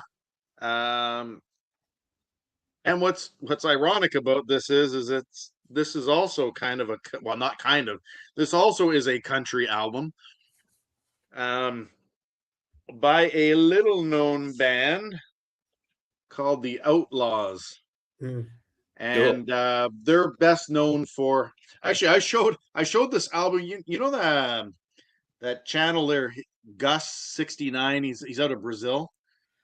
He had done like a video thread where you had to show albums with skulls on them. And I actually showed this. So I actually think this is a really cool album with the guitar and the skull. But it's not like this country here, it's not like twangy country, it's not bluegrass country, it's just straight like country rock, I guess you would say. But the big hit on here is Ghost Riders in the Sky, which to me, I actually think that the version on this album is superior to all the other ones. I think this one's really fantastic. And they also do I Can't Stop Loving You, which was covered by Phil Collins on one of his 90s albums. So yeah, no, the Outlaws, you don't see them talked about too much. And it kind of reminds me of like a lot of those bands like Boston and stuff that were doing like those covers with guitars and just using instruments as like vehicles and vessels, I guess you would say. So that's what it reminds me of. But I really like these guys. So And of Darrell, course they were out, so same time as say Alabama, but Alabama's a little more country, I guess, than that. Poco and stuff like that. They were all around the same time. So I respect it. I appreciate it. Don't listen to it every day of the week, but I like that album. I was going to ask what kind of music that was, and you just answered my questions. Well done. Yep. Yeah. Ghost Riders in the Sky. Very good song. Great song. And I like the way they do it. And it's been done over and over and over again, but I like their version. Just the guitar work in it is really, really good. So it's good stuff. Yeah, Artemis, speaking of spaceships and stuff, that was kind of cool to see everybody made it back safe and sound. I turned the TV on, and when is it supposed to land? And it was like 6:30 my time, and it was like, oh shit, I thought it was supposed to be 5:30. I turned it on, and literally a minute later they went into the water live. So it was pretty cool. And again, glad to see that everybody came back safe and sound. I'm not sure the ultimate goal, but just put people up there, bring them back safe. That's all I'm after. So it was kind of funny because me and Liz were actually talking today, and I don't know if you two will agree on this, but they've made so much fuss on re-entry. And I was thinking, well, they re-entered in the 60s, and they were a big fuss about that. Yeah. So, yeah. I think they were. I think they were worried a little bit about the heat shields and stuff like that. But I'm just waiting for Shithead to take credit for it all. But anyway, I digress. Oh. Yeah, here you go. Warp Dog with us here. Yeah, that Outlaws is Cheap Heat. I agreed. Best galloping version of Ghost Riders. Very well put. Nice to see you as well, sir. Thanks for joining us. All right. What do we got? Yeah, we got half an hour still. We're good, right? Let's keep going. Darrell shows this one quite a bit. I haven't shown this for quite a while, but it is my version, and I had P next. So my version of Pink Floyd and the Division Bell. A divisive album, I think it's safe to say, because some love it, some hate it. And then there's not that many in the middle. It's kind of one or the other. And I am in the love it category. So really great stuff. Again, you always Mark Morris, are you gonna tell me and Joe to go to hell now? Because we both like that album. Both like this album. Yeah, exactly. We'll see. Well, maybe this is my go to hell. Maybe this is it. Fantastic artwork. As always with Pink Floyd, always been a visual band. It would have been interesting to put a Pink Floyd in a place like the Sphere and see what they could do with it. Roger Waters is such a dipshit these days. But anyway, I digress on that. But yeah, fantastic booklet and just a wonderful album. No, it's not The Wall. No, it's not Dark Side of the Moon, but it's still pretty damn good. You still get David Gilmour playing guitar. And really, what else do you need besides David Gilmour playing guitar? That's all I really need. I mean, a little bit more out of Pink Floyd. The only thing about that album that I don't like is the order of the tracks. I think that the tracks could have been better arranged. That's my biggest problem with it, is that Take It Back and all that, they're too far into the album. I think that they would have been better off starting it. Yeah, the flow could have been a little bit better, a little bit different. Here we go. All right, we all get to go to hell. Thanks, Mark. We will. Cheers, Mark. We appreciate that. And then Richard's response to that, I assume. Yeah, it's a great album. Again, it's not The Wall, it's not Dark Side, it's not Wish You Were Here, it's none of that. But it's Pink Floyd, and it's again, it's David Gilmour playing guitar, so you can't really. I will say it is much better. So they did that album Momentary Lapse of Reason in the 80s, and that's a weird one. Sure. Like nobody talks about that one. Yeah, I listened to we've got the box set for Pulse at the shop, and I listened to all 4 of them the other day. That is a fantastic set. If you can find that, that is a very well done live set from Pink Floyd. So Pulse, if you can find it, is really good. So, all right, let's roll the bones here. What do we get? We get, lucky number 13. I don't believe we've had that one yet. Yeah. All right, here we go, Joe. I want you to choose one song from that album, and you have to decide whether you're going to replace it with a carnival, with carnival music, with cats meowing, or 3 minutes of Lou Reed's Metal Machine music. Oh my! You know which one I'd go with? Yeah, that's hard because like you said, it's tough to it's tough the order that they went in. Maybe let's just go with the first track, and let's just start off weird, and we'll throw some cats in there just because I love cats. So we'll put some cat in there right at the start. Okay, Pink Floyd. I mean, going back to metal days and things like that, that probably would have worked. I think they probably have some albums with some cat music or some cat sounds on them. But yeah, let's do that. Let's replace the very first track, and let's just put the cats right at the start of the album and go from there and see what we get. So there you go. All right, Christopher, you're up, sir. I couldn't find a cat sound, so we went with a gong instead. Yeah, I don't think we have the cat. We got something new though, widgets. I haven't tried that yet, but anyway, I don't think we've got cat sounds. So, so my album, beginning with N for Nigel or November, whatever you want to put it, is probably my favorite album from this artist. Oh, so heavy. It's Nebraska. Very nice. From Mr. Bruce Springsteen. Mm-hmm, mm-hmm. And this is the actual box set that I have received this weekend. I've been playing nonstop. I've sent messages to Daryl and to Joe going, this is amazing. I love it. So you've got Nebraska outtakes. You've got the electronic Nebraska at Count Basie Theatre, Red Bank, New Jersey. And then you've got the 2025 remastered of Nebraska. So I'll just show you the inside. So there you go. Then you've got the actual booklet itself with some pictures in. You've got the DVD. There you go. And then you've got the remastered electronic as well. So, yeah. Very nice. Love it. Very nice. Here, you've redeemed yourself. You no longer have to go to hell. and Richard's comment as well. Nebraska doesn't suck. No, it does not. But yeah, that is a phenomenal set. I know I go on about Springsteen, but now you know. Well, you knew why before, but now you even more so know why. And you and I have talked about it. Yes. The Outtakes album. Yes. I'm going to be honest. The electronic Nebraska is my favorite.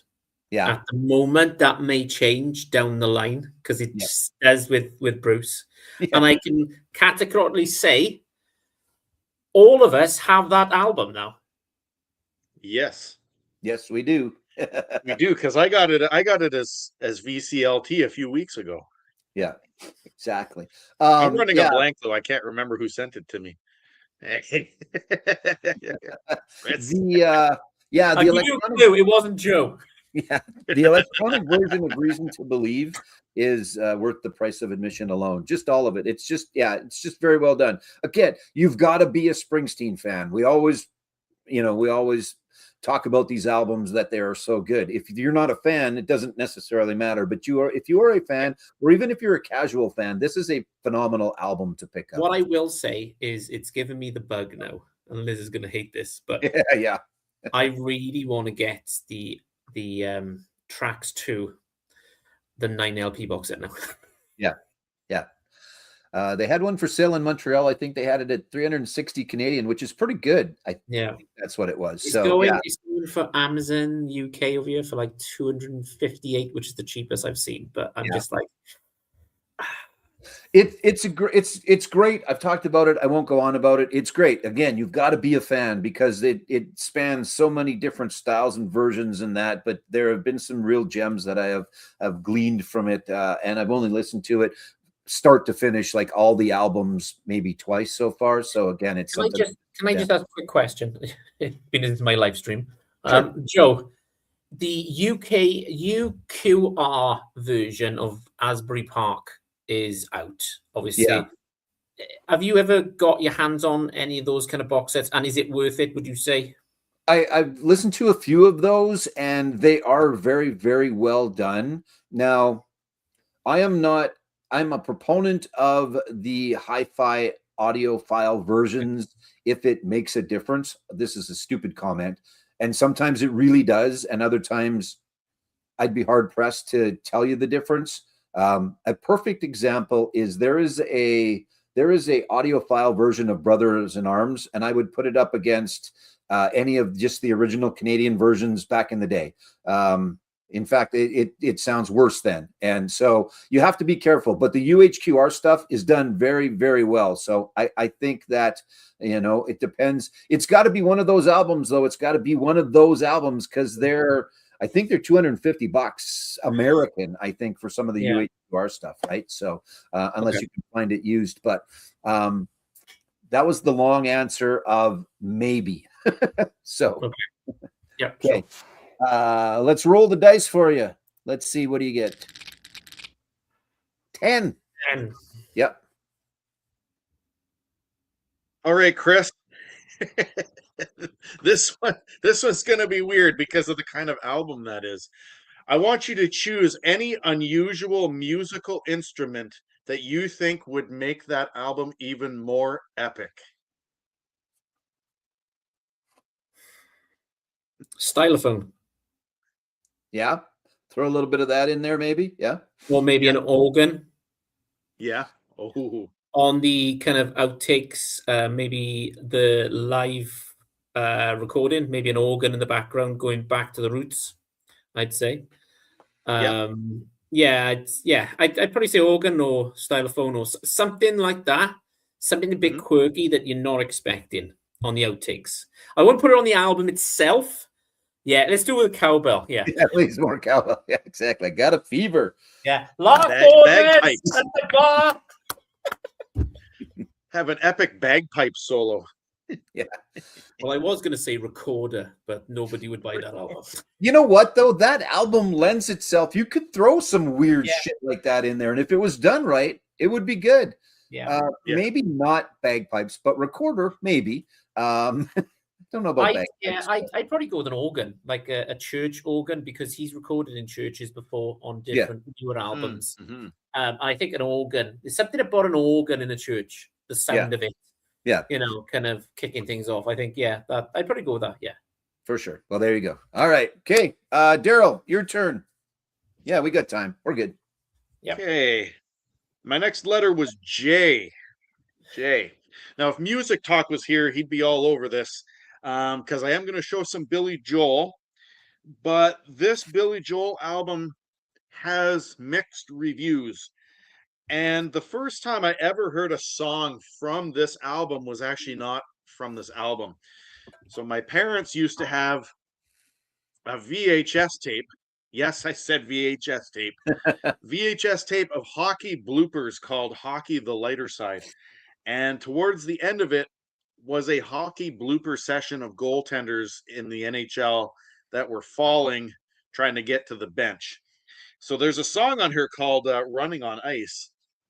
And it's Billy Joel's The Bridge, which once again is kind of a mixed reviewed album, but it has This Is the Time and A Matter of Trust on it, which were the two big hits. And I've always liked this album. And like I said, it kind of takes me back to a time when I knew music that was actually on sports blooper tapes.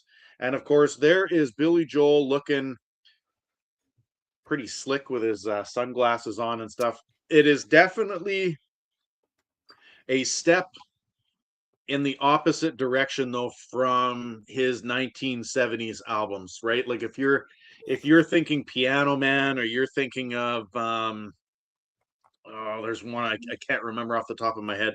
The album, I think The Stranger, I think is the other one. If you're thinking music like that, you're not going to get it on here. This is more 1980s pop Billy Joel, I guess you would say. It came right So, after. It came right after An Innocent Man, right? I think it was in that time. I think frame. so, yeah. So, yeah. Well, I've seen Billy Joel live. Yeah. But the support act was Chris Isaac for some reason. As me and Liz were getting into the stadium, he was playing Wicked Game, and I remember turning around and going, "Well, that's all I know." Yeah. Yeah.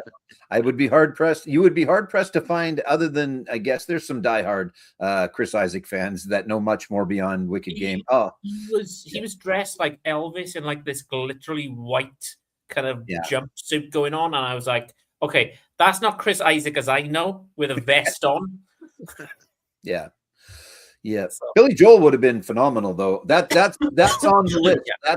He's on the bucket list, but I don't know if I'm going to get a chance. I should have done that a while ago, but we'll see, because he's not even doing his stuff at Madison Square Gardens anymore. Not that I would go there to see it, but I would like to have seen Billy Joel at some point. That's definitely on the list somewhere. I just feel there needs to be an updated greatest hits for everybody to enjoy at this present moment in time, because the last greatest hits 1 and 2 has been out, but he's got a greatest hits volume 1, 2, and 3, which is only on CD. Yep. And I think for the newer crowd, that'll be a good gateway into getting into Billy Joel. So yeah, definitely. And I like The Bridge. I think that's a good album. It's not The Stranger and it's not Glass Houses for sure, but it's still good. Yep. Billy Joel's just good. Yeah, it like you said, it falls between An Innocent Man. You said An Innocent Man, eh? Yeah. What year even is this? Mid 80s. Yeah, so this is 1986. So was Innocent Man, this one was before We Didn't Start the Fire, is that correct? I think so. Yeah, I think it was the one right before, actually. So if I remember correctly, we need to find John. John has gone missing, actually. I'm not sure where John is. I don't know if he's popped up on your other Wednesday night show or not. He showed up briefly the other day, so he's definitely around. I think there's just some personal stuff he's just working on, but I just hope he's okay. I haven't seen him for a long time. So it'd be good to see John back on a live stream as well, because he hasn't done videos in a while. So it'd be good to, I'll send him a message tomorrow. Yeah, there you go. Yeah. Excellent. Okay, let's roll the dice for you. What do we got? That's a 12. Well, I'm the third one to get this question. So would I invite Billy Joel to a pub with me? Yes, I would. Come on. Yeah, exactly. Absolutely. And I would just ask him, would you be willing to play Piano Man with a drink in your hand and a cigarette in your mouth? Yeah. Just once.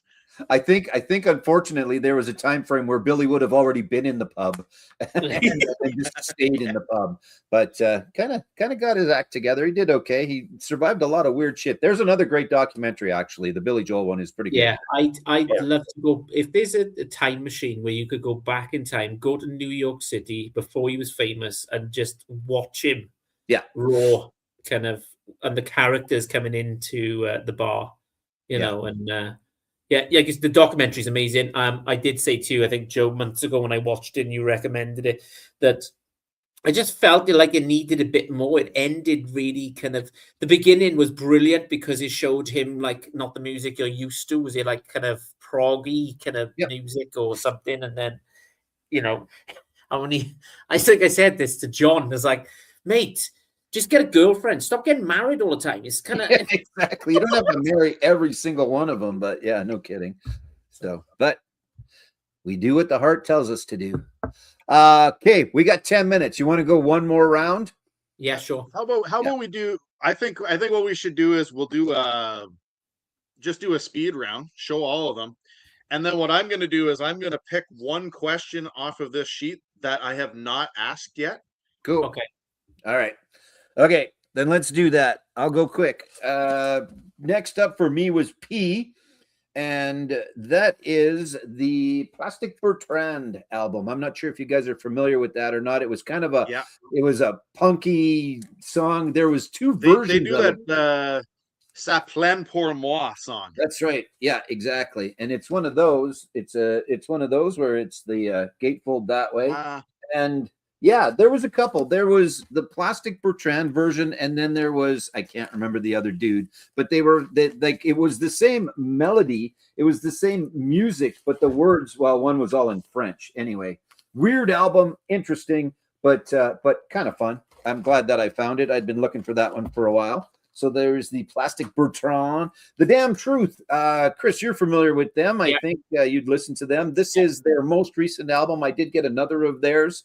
Good, out of Montreal, Canada, actually. Good hard rock, female-led, fronted, whatever you want to call it. Again, their fourth album. They did not win the Juno for Rock Album of the Year. That went to The Beaches, but it's good. I like it, and it's kind of a cool colored. Very nice splattered on that, Joe. I'm sorry? Nice splattered vinyl, mate. Love it. Yeah, it's good. I know you'd listened to it. You liked it. We weren't blown away by it, but I know you liked it. So it's good. I'm gonna give it a few more listens, I think. Yeah. It's good. Yeah, give it a listen. Again, not the damn truth. Yeah, it is the damn truth. Speaking of country, you can't get much more country than these dudes. In fact, they are the country Mount Rushmore. Johnny Whalen, Chris Christopherson, and who did I not say? Johnny Whalen, Willie. Oh yeah, forget Willie Nelson, who's got a new album coming out at 95 or whatever he is. Phenomenal album.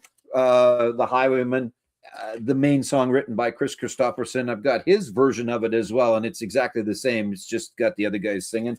Canadian band called Junk House. I picked this up a little while ago. I talked about this a couple times in the last bit. This is the album Strays, going right out of my head. Good, again, good, straightforward rock and roll. Does it also have Shine? Does it also have Shine on it? It does not have Shine on it. I think that was the other album. I think they only did a couple, because then he went on and he started doing a bunch of stuff, Blackie and the Rodeo Kings, I think. I'm not positive of that.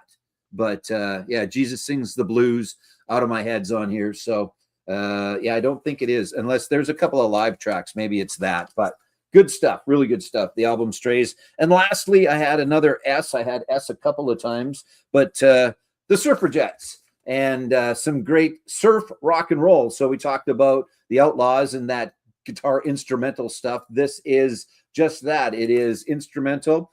4 ladies out of Ontario, I believe, that is kind of surf rock for the most part. And it's kind of a cool, yeah, seafoam green. But they're out with the Reverend Horton Heat currently on a tour, and coming to a town near you, hopefully Regina. I'm gonna get a chance because it's still coming. I haven't got tickets yet, but they're still available. But anyway, good stuff. The Surfrajettes. I think maybe they've got a couple of albums out, but as recommended by Rob, Daryl's counterpart on Wednesday evenings. Yeah, for sure. All right, Joe, I'm going to ask you a random question that hasn't been asked yet. Of course. Choose any of the albums that you just showed, and I want to know, what is the best snack that you could eat while listening to that album? Would it be a fancy meat and cheese platter or a greasy bag of gas station potato chips? You gotta go gas station. Gas station potato chips. You got to listen to the Highwayman. I mean, there you go. So, yeah, you pick up your road snacks and you get on the highway. So that one kind of writes itself, I guess. So there you go. Yeah. There's my answer to that one. So yeah, I will give you a B answer though, just because you could have a piece of pie with the girls in the diner as well. You could have that. I know pie wasn't an option, but if that was an option, if that was an option, I'd rather hang out with the girls at the diner than be on the highway with Willie and Waylon and those guys. But so, yeah, there you go. Chris, you're up, my friend. Okay. Velvet Underground Loaded. I went with the L's. This is a Rhino High Fidelity kind of release. There's that one. For D, I went with Don't Let the Devil Take Another Day. Nice. Kelly from the Stereophonics.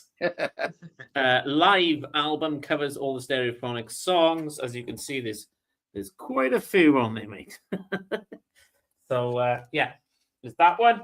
Is that his only solo album? Or No. He's got his own solo albums. He got 2. I haven't Okay. got one of them because it never got released on vinyl, but I've got the other one. Cool. The other one I went with, which was a Dundee. The next one is M. It is Milo Goes to College by the Descendants. This came on, I'll show quickly because I know Joe loves a bit of colored vinyl. It's kind of like a oak kind of color. It doesn't really show on here, but tremendous punk album. And I know Joe's going to agree with me on this one. And the last one is H for me. And it is Chris Stapleton. And this is Higher. So Nice. this came on. Sure, the inside. Everybody thinks this is going to be orange. It's not. It's not, Point. This is on a green Coke bottle kind of color. So there you go. Bit of Chris Stapleton, fantastic album. That's all I've had this week on Instagram is adverts for Chris Stapleton is re-releasing all his albums. Yep. But I will wait for the greatest hit. Stapleton is making his way into my top favorite guys. He is so good. And speaking of great guitar playing, unbelievable, and live even better. So So there you go. Yeah. That was my last couple. So All right, Chris, I want you to choose any of the albums you just showed, and I want you to tell me, is that a sing in the shower album, a cooking and cleaning album, or a driving in your car album? Oh, fuck. I can't cook for shit. And I don't shower much. Oh wait, that's not. Well, I'll go driving in the car, and I think which one I'm going to pick. It's got to be this one. Kelly Jones from Stereophonics. You got all the hits on here. Dakota, Hurry Up and Wait, which Daryl knows. You're My Star. There's so like Traffic, Dakota. It's packed with hits. So yeah, I drive a lot, as you know, for work. So I'm always checking on a bit of the phonics, bit of stereophonics and stuff. So I'd go with that one. Yeah. So hope that answers the question. There, Marcus, Right on. gone from telling you to go to hell to you're killing it. So there you go. You've go. won him over. You've won Mark Morris over. I pissed him off and made him happy at the same time. There we go. That's all about the live stream. All in the same live stream. There you go. Okay, Daryl, you're up, my friend. All right. So I got W, so I went with Steve Winwood and his Chronicles album, which I believe this is it's a compilation, I think. Because I think Well You See a Chance is off of the Arc of a Diver album. Yeah, this is a comp. So, it's got Valerie, Higher Love, Spanish Dancer, Well You See a Chance. The one thing that I still don't have, though, is I got to get Traffic. I got to get some Traffic albums because he's really good there. Next, I got the letter E. Joe, you mentioned this musician as a great female guitarist. I got this as a Secret Santa gift about 5 or 6 years ago from one of my colleagues, Melissa Etheridge. This is her debut album, I believe, is self-titled. This is a killer album. This is amazing. Yeah. When most people think of Melissa Etheridge, they're thinking, country music. It's not that. It's more not pop, or it's not rock. I don't know how to explain it, but it's not country, so we'll go with that. Next letter was N. I'm going to say that this is an album that probably nobody other than me has. I found this at some like an antique store. There's very little written about this band. I can tell you that they meet the mold of maybe like Americana, but they're from Ontario. And they only released this one album. It's a band called North Fork. And I think there's only 9 tracks on it. And it's all, like I said, like it's, I would call it definitely like bluegrassish type music. I lucked out and got the letter G. And of course, I couldn't do this without showing these guys. Sure, you got the letter G. Yeah, that was an official roll. Can I just emphasize the point? Daryl chose these, right? He chose the letters. That's all I'm saying. It was fair. This is their third one. This is their third one from 91, I think it was, 1990, 91. This is not the one that I would go to if I was starting off with Glass Tiger. But it's got Blinded, Animal Heart, Rhythm of Your Love. My Town is the one that has is it Rod Stewart? Yeah. And then the last letter I got was B. And this is a greatest hits album. And Chris, man, I had to end the show off this way because I know you're gonna love this. The Best of Bread. Yes. Nice. I don't need to say anything else. Exactly. They're great. Brilliant. My mom used to listen to it all the time when I was a kid, so it's a great album. Same as mine. Yeah, cooking on a Sunday morning, Mum would chuck that on CD or tape. Yeah. And so there's only one question left on this list. And the question is, what musician or artist do I think would make one of these albums worse? I'm just going to go with The Best of Bread, and I'm going to say Ministry. Yeah, sure. Yeah. Nice. Yeah, that would be. Yeah, I don't know if that would. That'd be interesting, I guess. Ministry doing. Let's see. Ministry doing a cover version of "Make It With You." I just can't imagine. Although Ministry did have a cover album where they did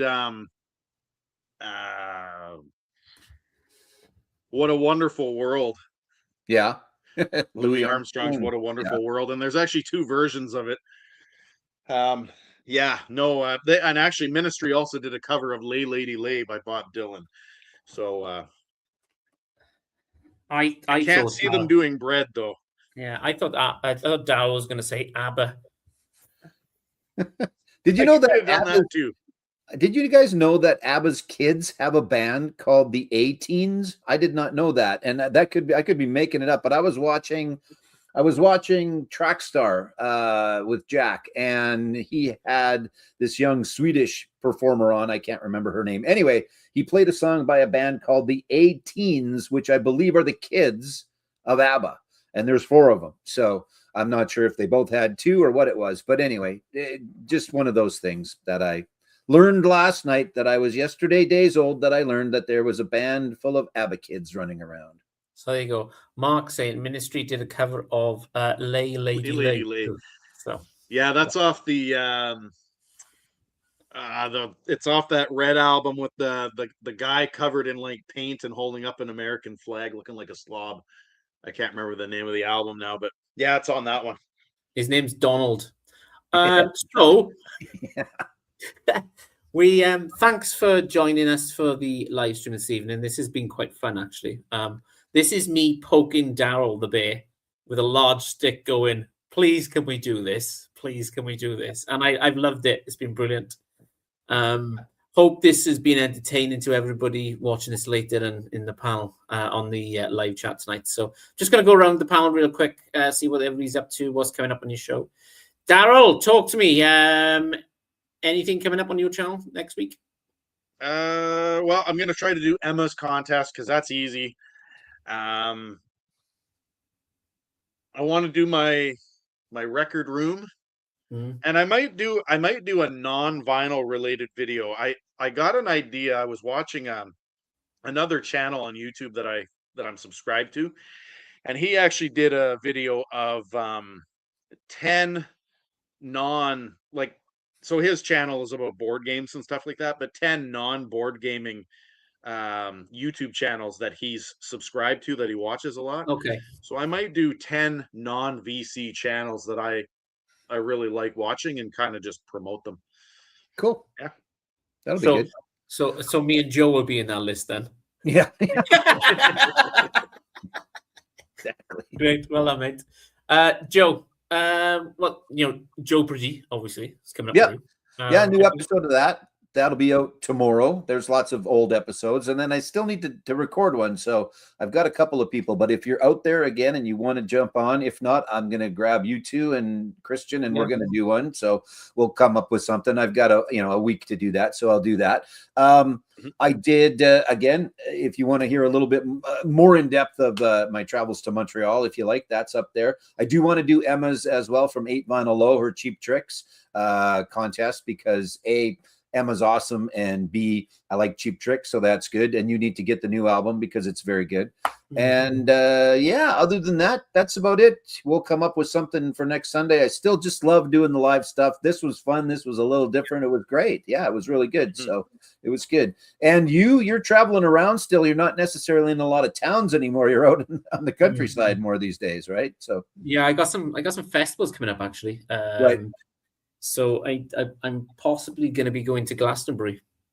You said, yeah, Glastonbury, Reading, Leeds, the Eisteddfod, which is usually in Wales. So they do like Welsh folk music, and they have like artists coming up, folk singers, that kind of stuff. So cool.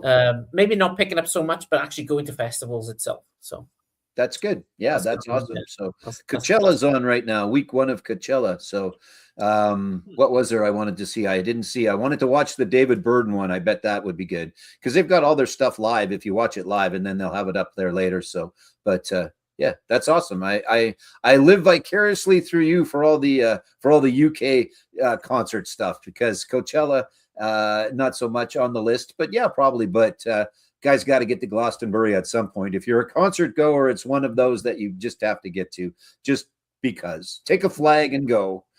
Right. Yeah, so I'm hopefully going to do quite a few this summer going forward. I think the festivals start literally next month, or this end of this month, April.